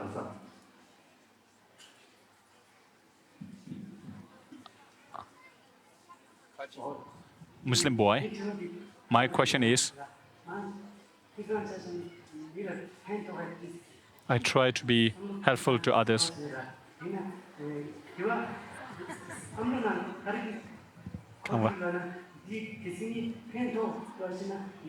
I always think, or what would be the benefit of it to me if I were to be good to others?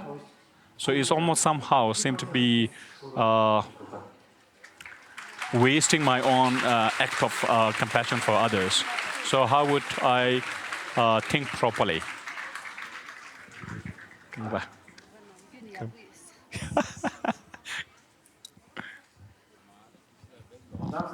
Hey, Mare.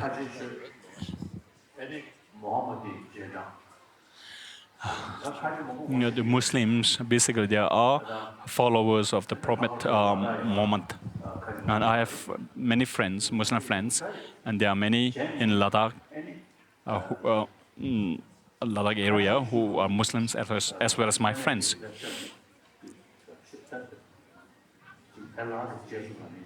If you sincerely follow Allah's teaching, you are not supposed to supposed to harm others, and you should refrain from others. That's what I've been told by some of my Muslim friends. If these are bloodshed in the name of Islam, then the person who perpetrate or who act on this is not a genuine follower of Muslim Allah.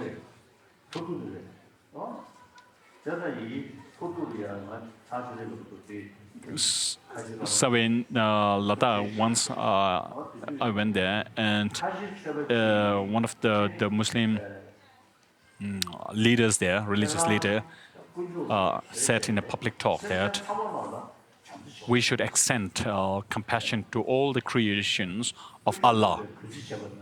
As much as you revere the Creator Allah, likewise, you also have to extend the same kind of love and affection for all of His creation. So when we say we have to practice love and compassion for all sentient beings, although there is the same message with a different reasoning, but the point is both of them emphasize on the need for practice of love and compassion. The same applies to Christianity, Judaism, Hindu. They all unanimously teach the practice of love and compassion. But to support this ethical practice of compassion, and the reasons that they come forth are different. So the fact, the notion that you should, if you are created, because you are created by the God with infinite creation, infinite love, you should also practice infinite compassion to all His creation. This is a very good concept. Useful, very useful. As far as Christian monks and sisters are concerned, or practitioners are concerned, although their view has fallen into extreme practically when it comes to contributing in the society, in the medical field, in the fields of education and so forth, the Christian practitioners have tremendously contributed, and it's really remarkable.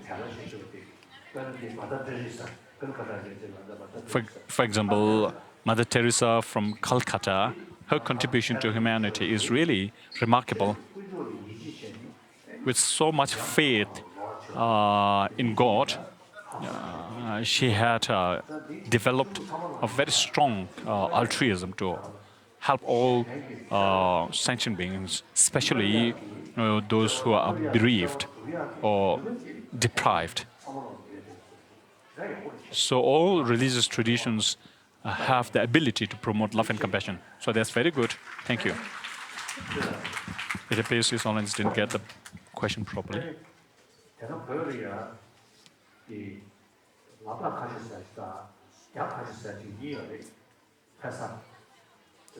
So we have Muslims, two kinds of Muslims in Tibet, one from China, one from Kashmir. So one from Ladakh, sorry. So around the time of the fifth Dalai Lama, the Muslims from Ladakh came to Tibet, and the Gandapodian government at that time in Tibet actually commissioned a special site for the construction of Muslim mosque. So it's quite clear that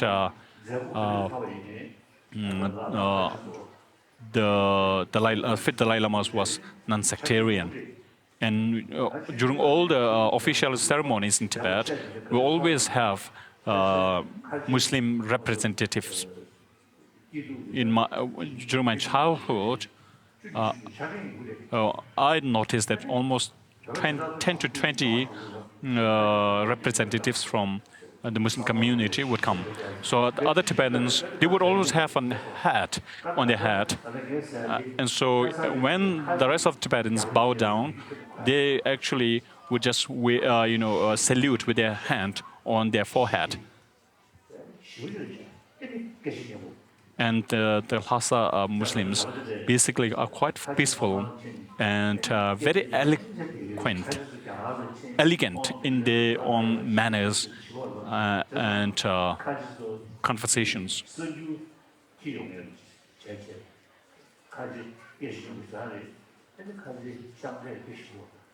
So they also have very good food, and often in Tibet they were considered some kind of a sources of some kind of source of news from the area.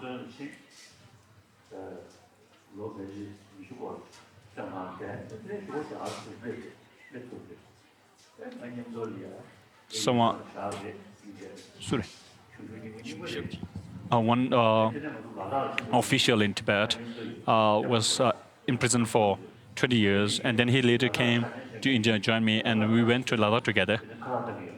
So during whenever I visit Ladakh, I would be invited by the Muslim community for a feast. And so the official who came with me really claimed how marvelous this, how delicious this food of the Muslim community was. So the Muslim community in Tibet were really peaceful and would never create any social disturbances. So they were never kind of terrorist. They don't have any kind of element of terrorism in them. So Muslim in itself doesn't really encourages terrorism.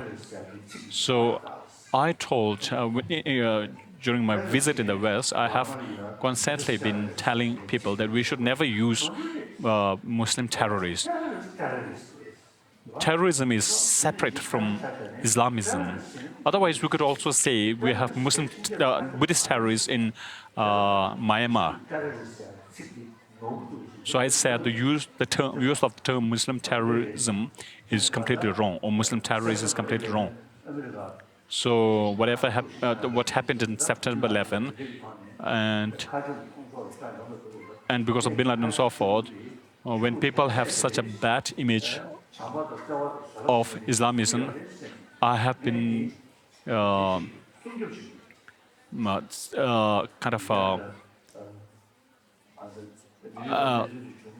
clarifying that Islamism really teaches love and compassion.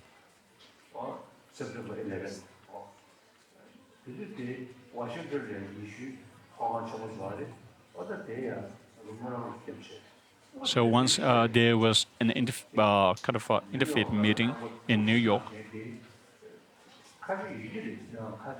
So at the gathering, I told them there might be some terrorists there, but who destroyed the Twin Tower. But these are just few individuals who cannot represent the whole community of Islam. So because of few individuals who created a threat, we can't blame the whole community of Islam. Do you agree with me or not? Yes. Or no? Otherwise, we might send him off from here. So this is it. So there are a huge number of practitioners of Islamism, practitioners of Islam. So in the past, religious leaders and feudalism combined with one another. So that is past. But that was kind of a backward society. So in those days, it's actually few selected peoples who rule the community. But this is now we are in 21st century, and we have to look from a wider perspective and look at the brighter side. And we couldn't really take out one bad example and resonate that with the rest of the community.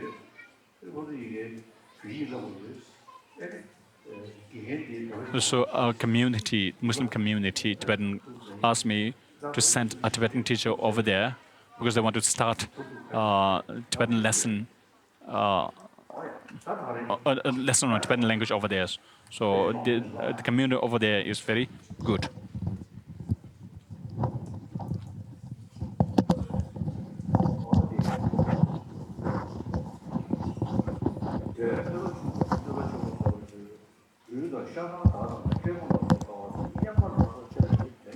Verse number 15 on page 66. 16 on 67. I should not be impatient with heat, cold, wind, rain, sickness, bondage, and beatings, for if I am, the harm they cause me will increase. So if you feel irritated easily and then annoyed and frustrated, and you complain a lot, you will not only have physical pain and discomfort, but also mentally you'll be unhappy, and that is a greater suffering than the physical ones. And so the past masters of Kadamba had said, if someone has criticized you, if someone criticizes you, you should think that, oh, it's good that he is criticizing me, not beating me. And if he beats me, then it's good that he didn't kill me. So in this way, you should, in this way, when you are able to draw some benefit from the wrong things that people are doing to you, you'll be really not disturbed in your mind. So with regard to how the human mind works, there is a difference. It says, some, when they see their own blood, become especially brave and steady. So there are people who say they are brave and courageous and so forth. And when they see blood oozing from their own body, this gives them greatest courage to fight. But some, when they see the blood of others, faint and fall unconscious. These reactions come from the mind being either steady or timid. Therefore, I should disregard harms caused to me and not be affected by suffering. Even when the wise are suffering, their minds remain very lucid and undefiled, unperturbed, and for when war is waged against the disturbing conceptions, these mental afflictions, much harm is caused at the times of battle. So since we are we are habituated with these mental afflictions since time beginningless. We have these, and we are easily provoked. But instead, when you counter this self-cherishing attitude, which is the root of suffering, with this thinking of cherishing others over oneself, it will help. And similarly, it is the case with thinking along those of the insight into emptiness, which counters that of the grasping at the true self-existent things. And so the victorious warriors are those who, having disregarded all suffering, vanquish the foes of hatred and so forth. Common warriors slay only corpses. Furthermore, suffering has good qualities. Through being disheartened with arrogance is dispelled. with it. Compassion arises for those who for those in cyclic existence, negativity is shunned and joy is found in virtue. As I do not become angry with the great sources of suffering such as jaundice, then why be I angry with enemy creatures? So you are irritated and frustrated, and then you become angry at others. And so there are many different factors that actually play and which have role in your anger. And therefore anger arises. Although they are not wished for, these sicknesses arise. And likewise, although they are not wished for, these mental afflictions forcibly arise. And now, from verse number 24,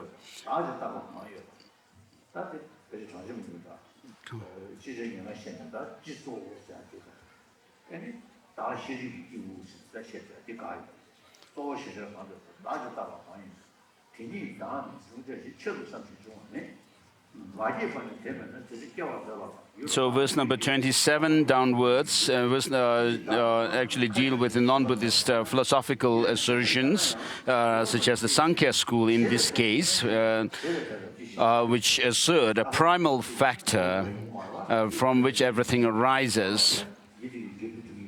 So these are showing, these verses from 27 downwards show the internal contradictions or logical fallacies that befall these philosophical schools. So things like anger arise through conditions.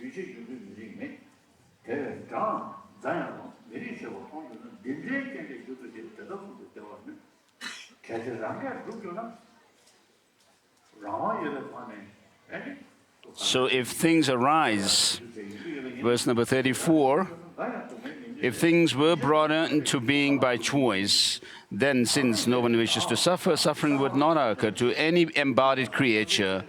Through not being careful, people even harm themselves with thorns and other things. And for the sake of obtaining women and the like, they become obsessed and deprive themselves of food. And there are those who injure themselves through the unmeritorious deeds, often hanging themselves, leaping from cliffs, eating poison and unhealthy food. So I have a story to tell. I had there was a driver when I was in Lhasa, one of my drivers. So he was an angry person. So when one day he was fixing the one car, and he was actually lying underneath the car. And so some of the sweepers in Nobulinka told me that he was, when he was repairing the car, and then somehow he hit the part of the car, and then he became so angry that he's actually banged again and again on that car. So what is the use of that? So he felt angry. He felt pain when he first hit the car. He first hit the car, but then he became angry and he hit it purposely again and again. So that's foolish, isn't it? So verse number 36, 37, if under the influence of disturbing mental afflictions, people will even kill their treasured selves, how can they be expected to not cause harm to the bodies of other living beings, even if I cannot? So these are very powerful reasonings that Shantideva is using. So in verse number 39, it says, even if it were the nature of the childish to cause harm to other beings, it would still be incorrect to be angry with them, for this will be like begrudging fire for having the nature of to burn. Next page, for 72, and even if the fault were temporary and they who are by nature reliable, it would still be incorrect to be angry, for this would be like begrudging space for allowing smoke to arise in it.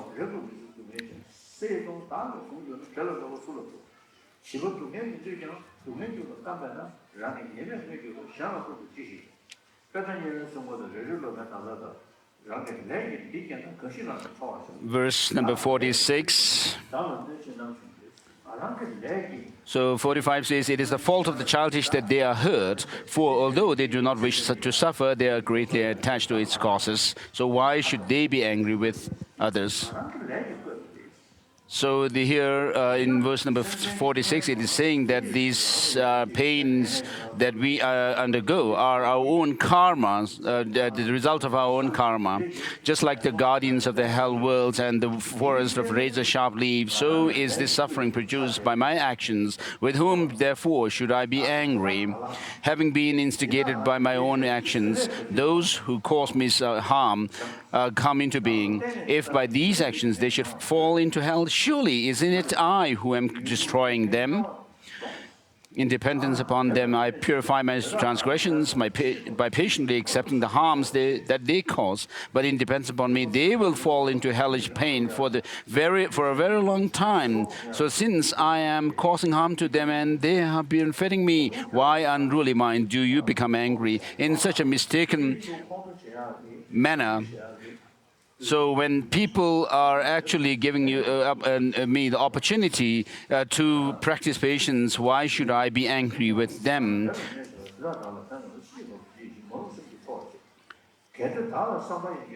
If my mind has noble quality of patience, I shall not go to hell. Although I'm protecting myself in this way, how will it be so for them? Nevertheless, should I return the harm, it will not protect them. By doing so, my conduct will deteriorate, and hence this misfortune will be destroyed. So since my mind is not physical, in no way can anyone destroy it. So when someone actually harms your body, your mind is not harmed as such, but through its being greatly attached to my body, it is caused harm by physical suffering. Since disrespect, harsh speech, and unpleasant words do not cause any harm to my body, why, mind, do you become so angry? So since these disrespect and harsh words and so forth do not harm you bodily, why mind do you become so angry? Because others will dislike me. But since it will not devour me, either in this or in another life, why do I not want this dislike? Because it'll hinder my worldly gain. Even if I do not want this, I shall have to leave my worldly gains behind, and my wrongdoing alone will remain unmoved. Thus, it is better that I die today than live a long but wicked life. For even if people like me should live a long time, there will always be suffering of death.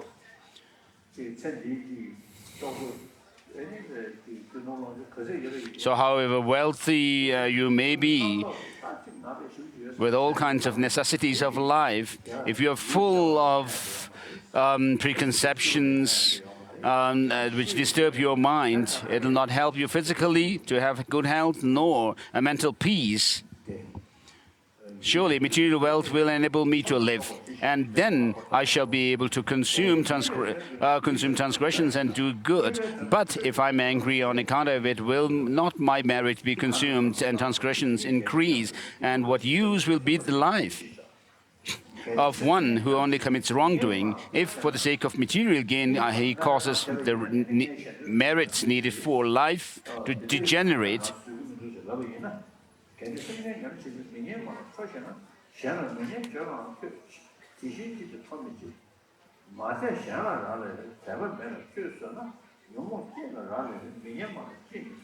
So surely I should be angry with those who say unpleasant things that weaken other beings' confidence in me. In the same way, why am I not angry with people who say unpleasant things about others?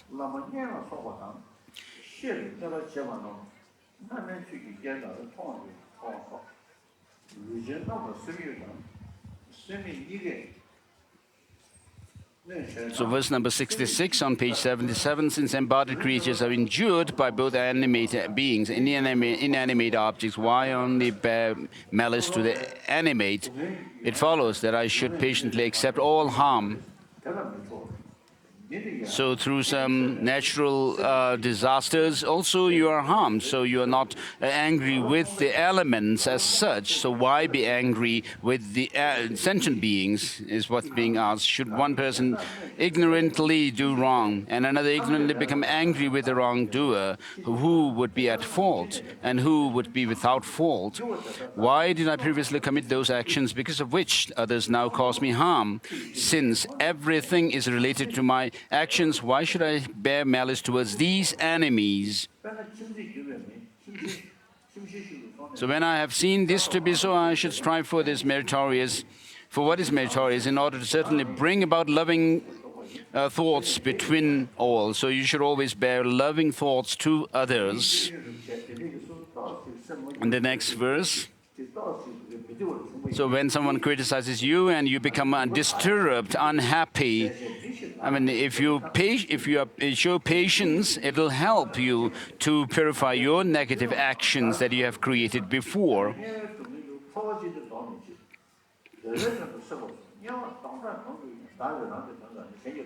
So, for example, when a fire in one house has moved into another house, it is right to get rid of the straw and such things that will cause the fire to spread.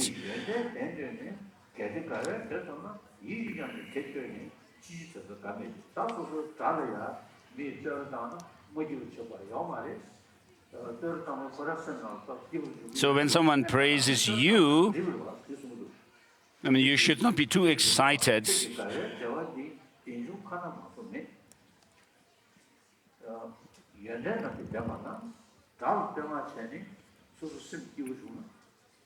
So when someone praises your enemies, you should be happy, and there's nothing wrong in doing that, no fault in it.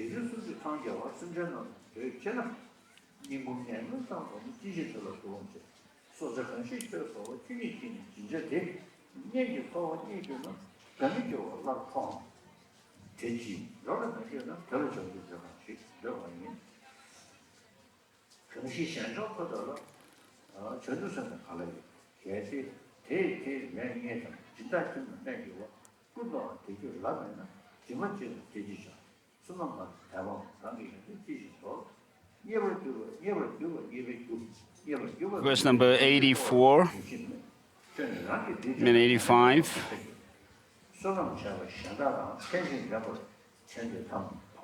86 done, and then 87.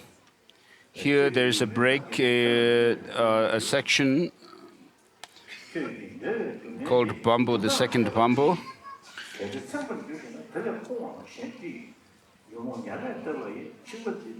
Verse number 89,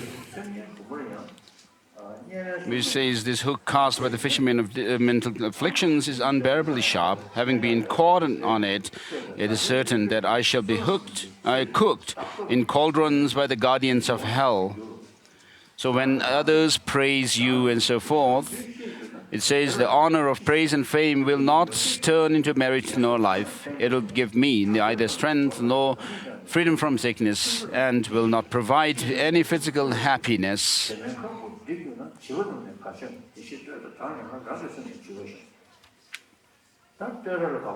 So being happy with praises and unhappy with criticism, there's no point in doing that.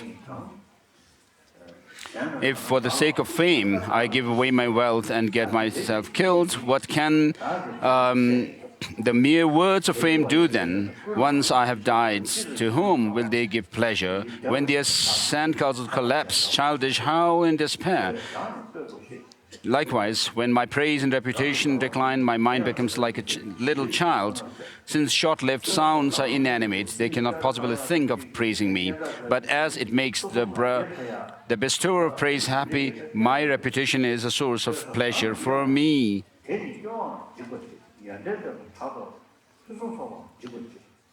So verse number 89 says, praise and so forth distract me and also undermine my disillusion with cycling existence. I start to envy those who have good qualities, and all the very best is destroyed. Therefore, are not those who are closely involved in destroying my praise and the like also involved in protecting me from falling into the unfortunate rams?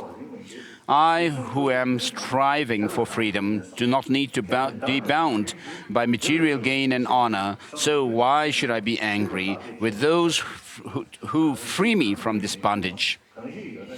Those who wish to cause me suffering are like Buddhas bestowing waves of blessing, and so forth.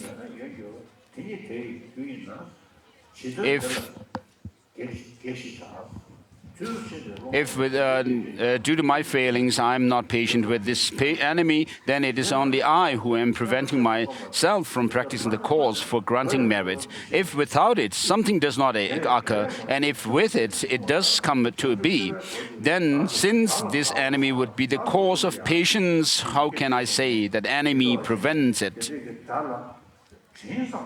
So you should feel grateful to your enemies, because they give you the opportunity to practice patience. You cannot practice patience in relation to the Buddha. So your near and dear ones and trusted friends, you will not have the opportunity to practice patience with them.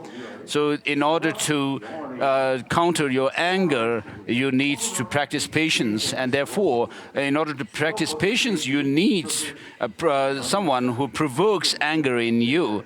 And so with that patience, you will increase your courage to practice the Dharma and so forth, increase further and further. And so therefore, the enemy who provokes anger is your best enemy, best friend.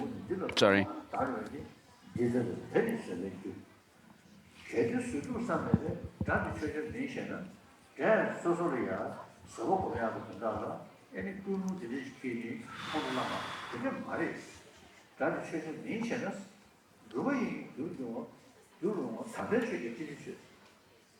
So because I'm able to practice patience with them, they are worthy of being given the very first fruit of my patience in this way. They are the cause of it. But why should my enemy be venerated, who has no intention for me to practice patience? Page 85, 189 and 110. So verse number 111, and these verses say are very profound reasonings. So those who provoke anger in you are those adversaries, but therefore they are very kind to you. So verse number 111 says, thus since patient acceptance is produced in dependence upon one with a very hateful mind, that person should be worthy of veneration, just like the sacred Dharma, because they are the cause of patience. Therefore the Mighty One has said that the field of sentient beings is similar to the Buddha field. For many who have pleased them, and many thereby reached perfection. A Buddha's qualities are gained from the sentient beings and conquerors alike. So why do I not respect in the same way as I respect them, and the same way as I respect the conquerors?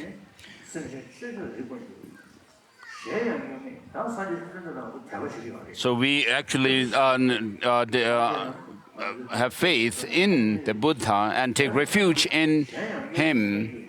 And verse number 116 says, therefore, they are asserted to be equal in the share they have in establishing Buddha qualities, yet none of them are equal in good qualities with the Buddhas who are boundless oceans of excellence.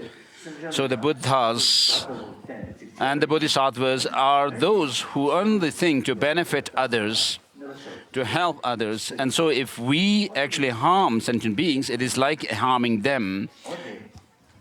Harming the Buddhas and Bodhisattvas, even if the 3 rams were offered, it will be insufficient in paying veneration to those few beings in whom a mere share of good qualities of the unique assemblage of excellence appears. Thus, since sentient beings have a share in giving rise to the supreme Buddha qualities, surely it is correct to venerate them, as they are similar in merely this respect. disrespect? And furthermore, what way is there to repay the Buddhas who grant immeasurable benefit and who befriend the world without pretension other than by pleasing sentient beings?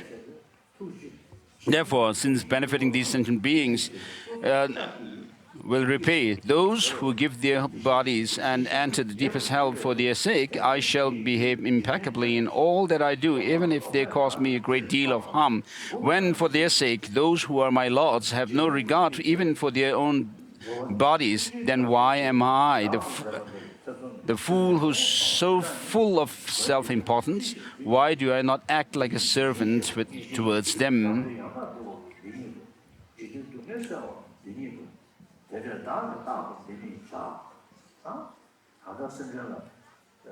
So verse number 127 says, pleasing living beings delights the Tathagatas and perfectly accomplishes by my own purpose as well. And in addition, it dispels the pain and misery of the universe. Therefore, I should always practice it.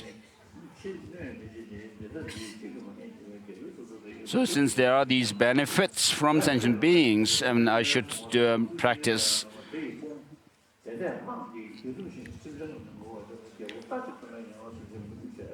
For example, should some of the king's men cause harm to many men, far-sighted ones would not deter the harm, even if they were able to do so, for they see that these men are not alone, but are supported by the might of the king. Likewise, I should not underestimate weak beings who cause me a little harm. So if you really dedicate yourself to serve other sentient beings and not harm them, so you will progress along the path through these practices of patience and so forth, and deepen your experiences through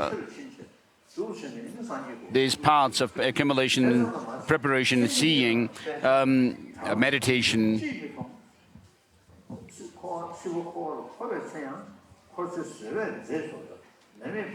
So even while in cyclic existence, patience causes beauty, health, and renown. Because of these, I shall live for a very long time and win the extensive pleasures of the universal chakra of kings. So, verse number, chapter 6 finished, and chapter 7, on to chapter 7. The obstacle or the unfavorable condition for the practice of joyous effort is our laziness. And therefore, in order to overcome it, we should have this optimism, so to say, to have delight, take delight in engaging in the practices of the Dharma, and be optimistic. So having patience, I should develop enthusiasm, for awakening will dwell only in those who exert themselves. Just as there is no movement without wind, so merit does not occur without enthusiasm. What is enthusiasm? It is finding joy in what is wholesome. Its opposing factors are explained as laziness, attraction to what is harmful, and despising oneself out of despondency. Because of attachment to the pleasurable taste of idleness, because of craving for sleep, and because of having no disillusion, with the misery of such laziness grows very strong, and meshed in the snare of mental afflictions, I have entered the snare of birth. Why am I still not aware that I live in the mouth of the Lord of Death? Do I not see that he is systematically slaughtering my species? Whoever remains soundly asleep surely behaves like a buffalo with a butcher. When having blocked off every escape route, the Lord of Death is looking for someone to kill. How can I enjoy eating? And likewise, how can I enjoy sleep? For as long as death is actually approaching, then I shall accumulate merits. And if I then put a stop to laziness, what will be the use? That is not the time. When this had not been done, when this is being done, and when this is only half finished, suddenly the Lord of Death will come, and the thought will occur, oh no, I'm done for. their faces flowing with tears and their eyes red and swollen with sorrow, my relatives will finally lose hope, and I shall behold the vision of the messengers of death. So, in order to reach your enlightenment, you may think that it takes eons and eons, such a long time, and feel discouraged. And it says that you should not feel discouraged.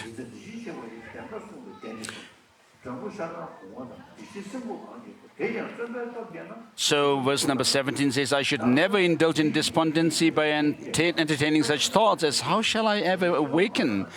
For the Tathagatas who speak what is true have uttered this word. If they develop the strength of their exertion, even those who are flies, mosquitoes, bees, and insects will win the unsurpassable awakening, which is so hard to find. It will be so. If I do not forsake the Bodhisattva's way of life, why should someone like myself, who has been born into the human race, not attain awakening, since I am able to recognize what is beneficial and what is of harm? Nevertheless, it frightens me to think that I may have to give away my arms and legs without discriminating between what is heavy and what is light. I am reduced to fear through confusion. For over countless myriads of eons, I have been cut, stabbed, burned, and flayed alive innumerable times, but I have not awakened. Yet the suffering involved in my awakening will have a limit. It is like the suffering of having an incision made in order to remove and destroy greater pain. Even doctors eliminate illness. So this verse which says, which intelligent person would feel despair to ride the horse of Bodhisattva, to ride which leads from bliss to bliss.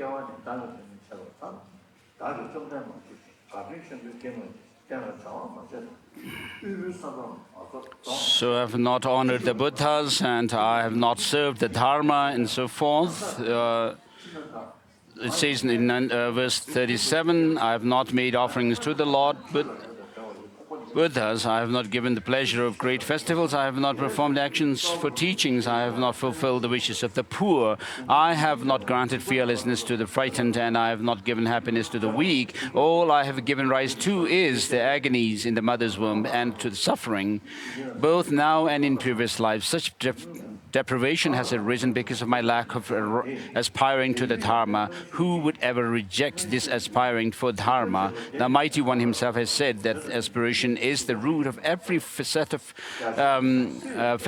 virtue. Its root is constant acquaintance with the ripening effect of actions, physical pain, mental happiness, unhappiness, all the various kinds of fear, as well as separation from what is desired, all arise from an unwholesome way of life.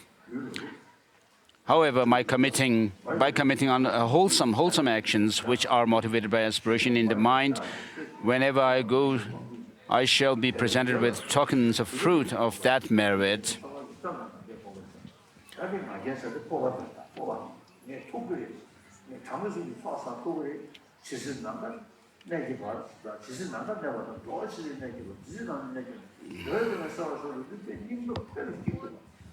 So as long as space remains, as long as sentient beings remain, may I also remain to dispel the miseries of the transmigrators, give you great courage and encouragement to endure any hardship that you encounter on the path. So when you do something, you should be realistic. So even if you may be dedicated and determined to do something, if it does not accord with reality, there's no use.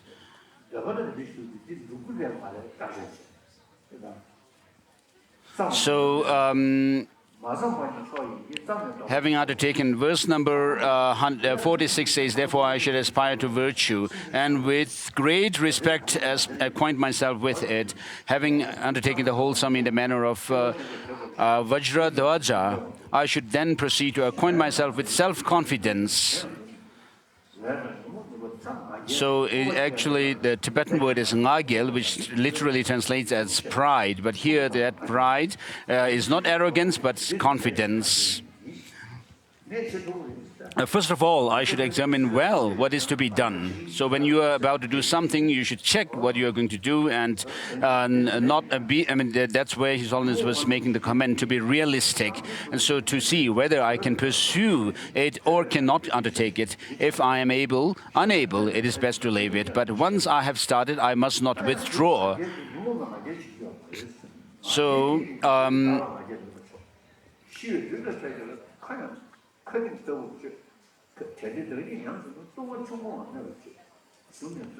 in verse number 51, it says, I do not do those tasks because of self-importance, or it would be best for me to have no pride. So here pride is not, pride is that of not having the afflictive mental affliction in the sense of arrogance.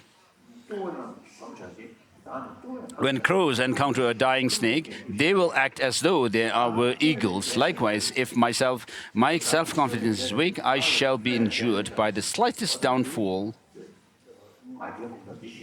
So here the practice of cultivating self-confidence is also shown in verse number 55 and so forth.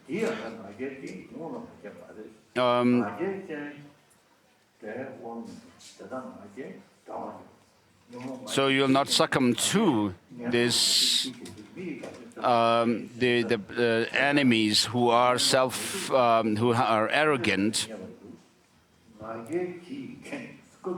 inflated by the disturbing conception of my self-importance. I shall be led by it to the lower realms. It destroys the joyous festival of being human.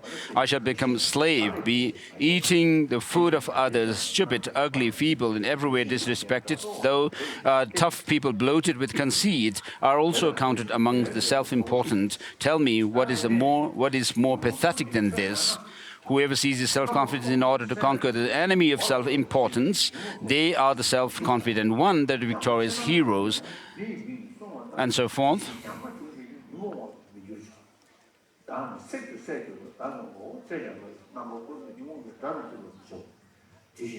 So verse number 62 on page 105 says, it would be better for me to be burned, to have my head cut off, and to be killed, rather than be ever bowing down to those ever-present mental afflictions. Just like those who yearned for fruits of play, Bodhisattvas are attracted to whatever task they may do. He never has enough. It only brings him joy. So when you feel tired, you should, while undertaking the practices, you should take rest, because when your body is actually giving up, you should take rest. So you should actually have the complete means comprising of both the skillful means and wisdom when you undertake your practices, not be lopsided.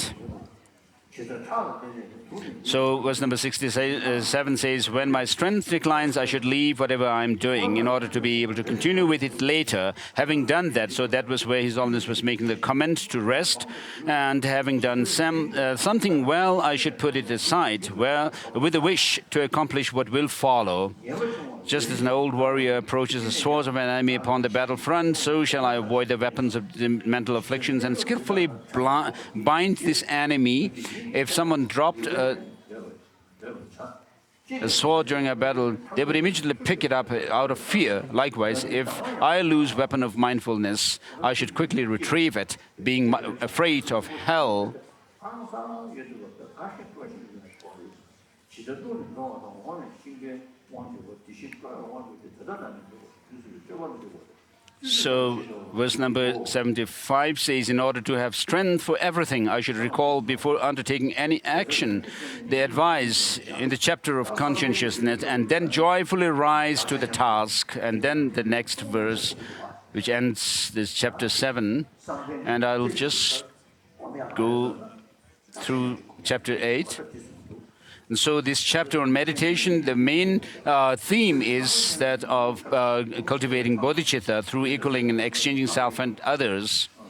So having developed enthusiasm, in this way I should place my mind in concentration, for the man whose mind is distracted dwells between the fangs of mental afflictions. However, through the solitude of body and mind, no distractions will occur. Therefore, I should forsake the worldly life and completely discard distorted conceptions. So having understood disturbing mental afflictions are completely overcome by superior insight endowed with calm abiding, first of all, I should search for calm abiding. So the obstacle or the opposite of the calm abiding is twofold, which are called mental excitement and sinking, or mental laxity and excitation.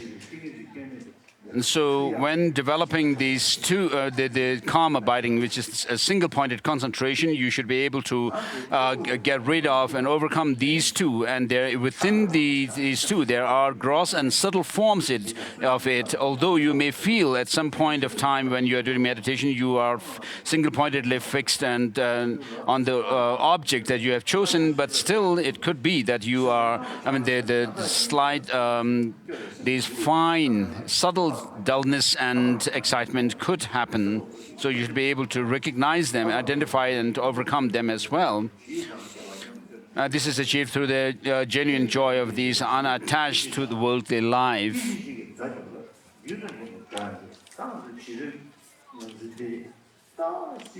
So a childish manner is that you become excited at one moment due to certain conditions and you are doomed another moment.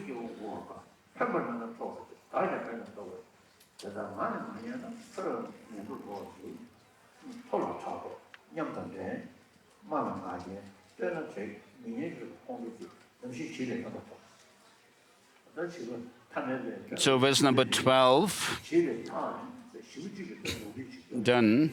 So you should not accompany or associate with the childish people, because it says they are envious of superiors, competitive with equals, arrogant towards inferiors, conceited when praised, and if anything unpleasant is said, they become angry. Never is any benefit derived from the childish.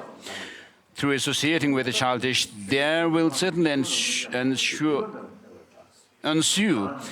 unwholesomeness, such as praising myself and belittling others and discussing the joys of circling existence. Developing myself to others in this way will bring about nothing but misfortune, because they will not benefit me and I shall not benefit them.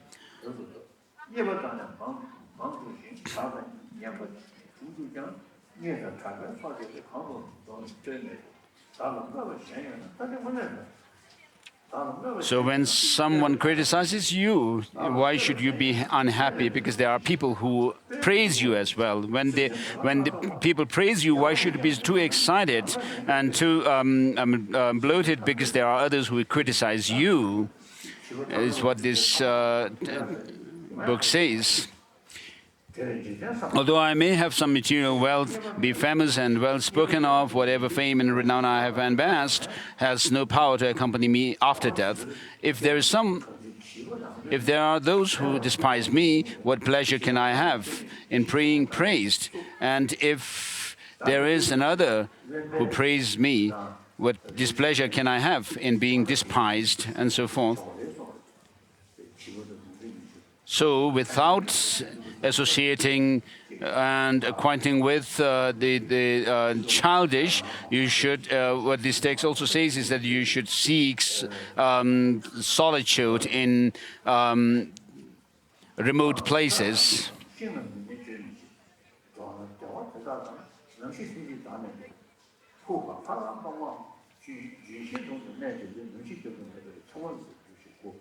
So when shall I come to dwell in the forest among the deer, the birds, the trees that say nothing unpleasant and are delightful to associate with? When dwelling in caves, in empty shrines, and at the feet of trees, never look back, cultivate detachment. When shall I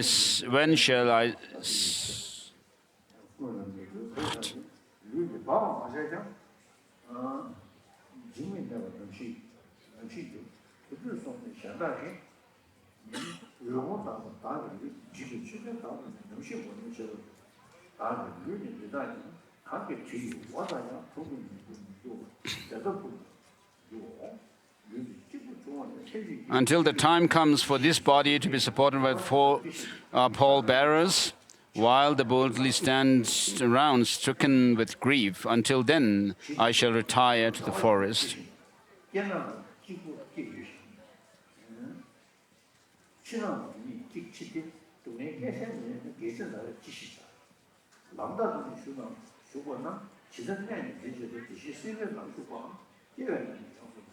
Oh, sorry. Verse number 32 at birth, and verse number 33, in the same way as travelers on the highway.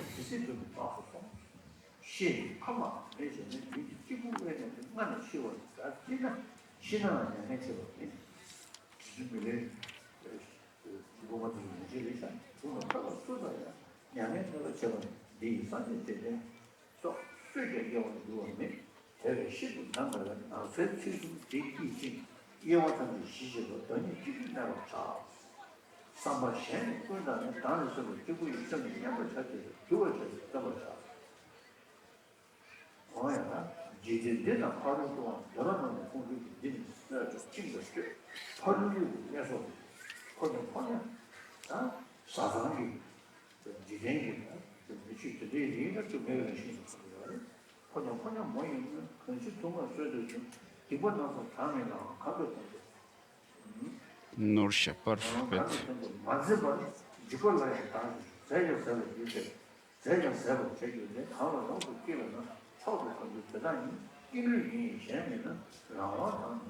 So verse number 35 down and 41, then 42.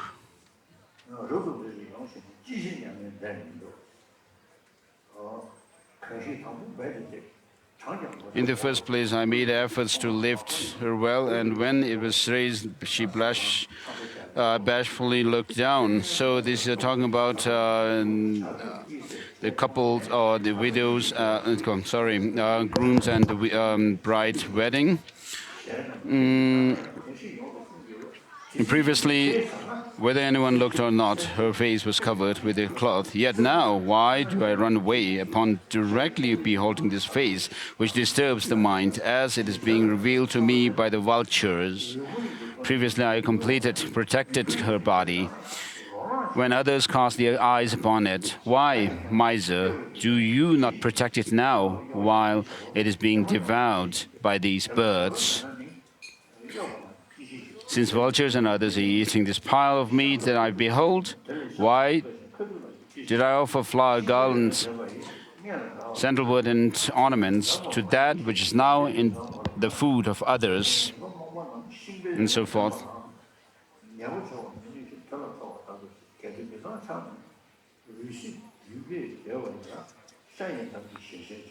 51.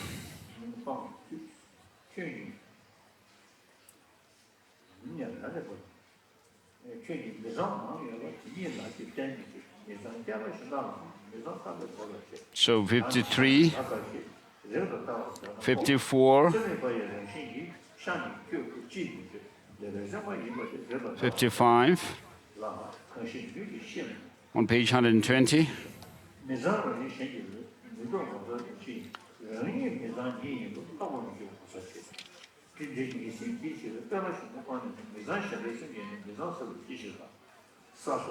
So 57. So 58 done.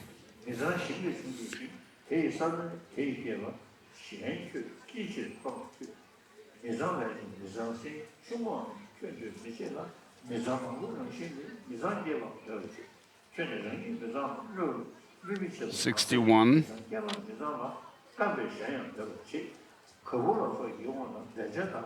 62.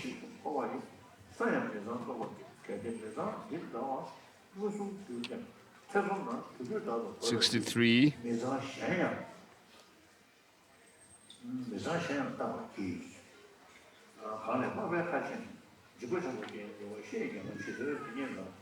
64.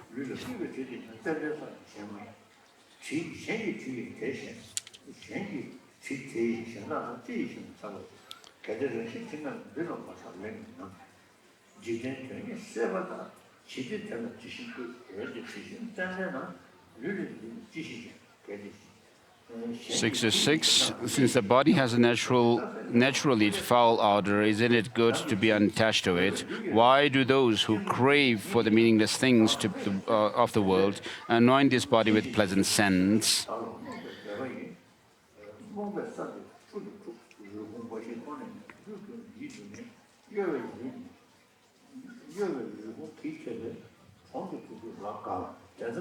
So 71. 72. As a child, I'm unaware of to increase my wealth, and so forth. 73 says some malicious and lustful people wear themselves out by working all day, and when they return home in the evening, their exhausted bodies lie prostrate like corpses. Some having suffering of, be disturbed with trouble and having to go a long way from home. Although they long for their spouses, they do not see them for years at a time.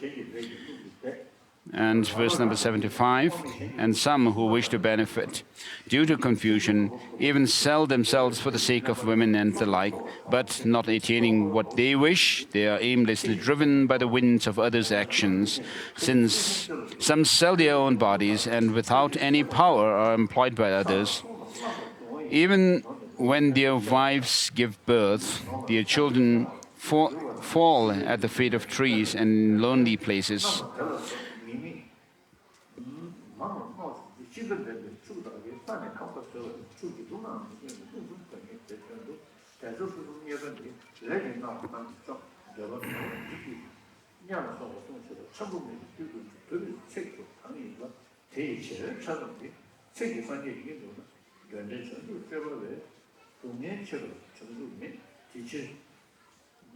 The object in verse number 82 says the object of desire will certainly perish, and then I shall fall into hellish states. However, Buddhahood itself is attained with just 1 million of the difficulty involved in continually exhausting myself for the sake of what is not very great. Hence, the desirous experience greater misery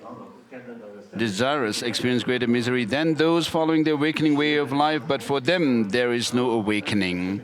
When one has contemplated the miseries of hell, it will be clear that there is nothing comparable to the harm caused to desirous beings by weapons, poisons, fire, ravines, and ravines at foes.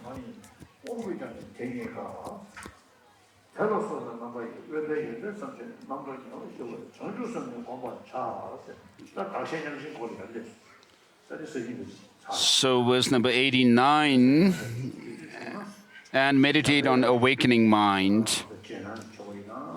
So tomorrow I am thinking if I should do the white Manjushri permission to practice. So having in such ways as these thought about the excellence of solitude, I should completely pacify distorted conceptions or mental afflictions and meditate on awakening.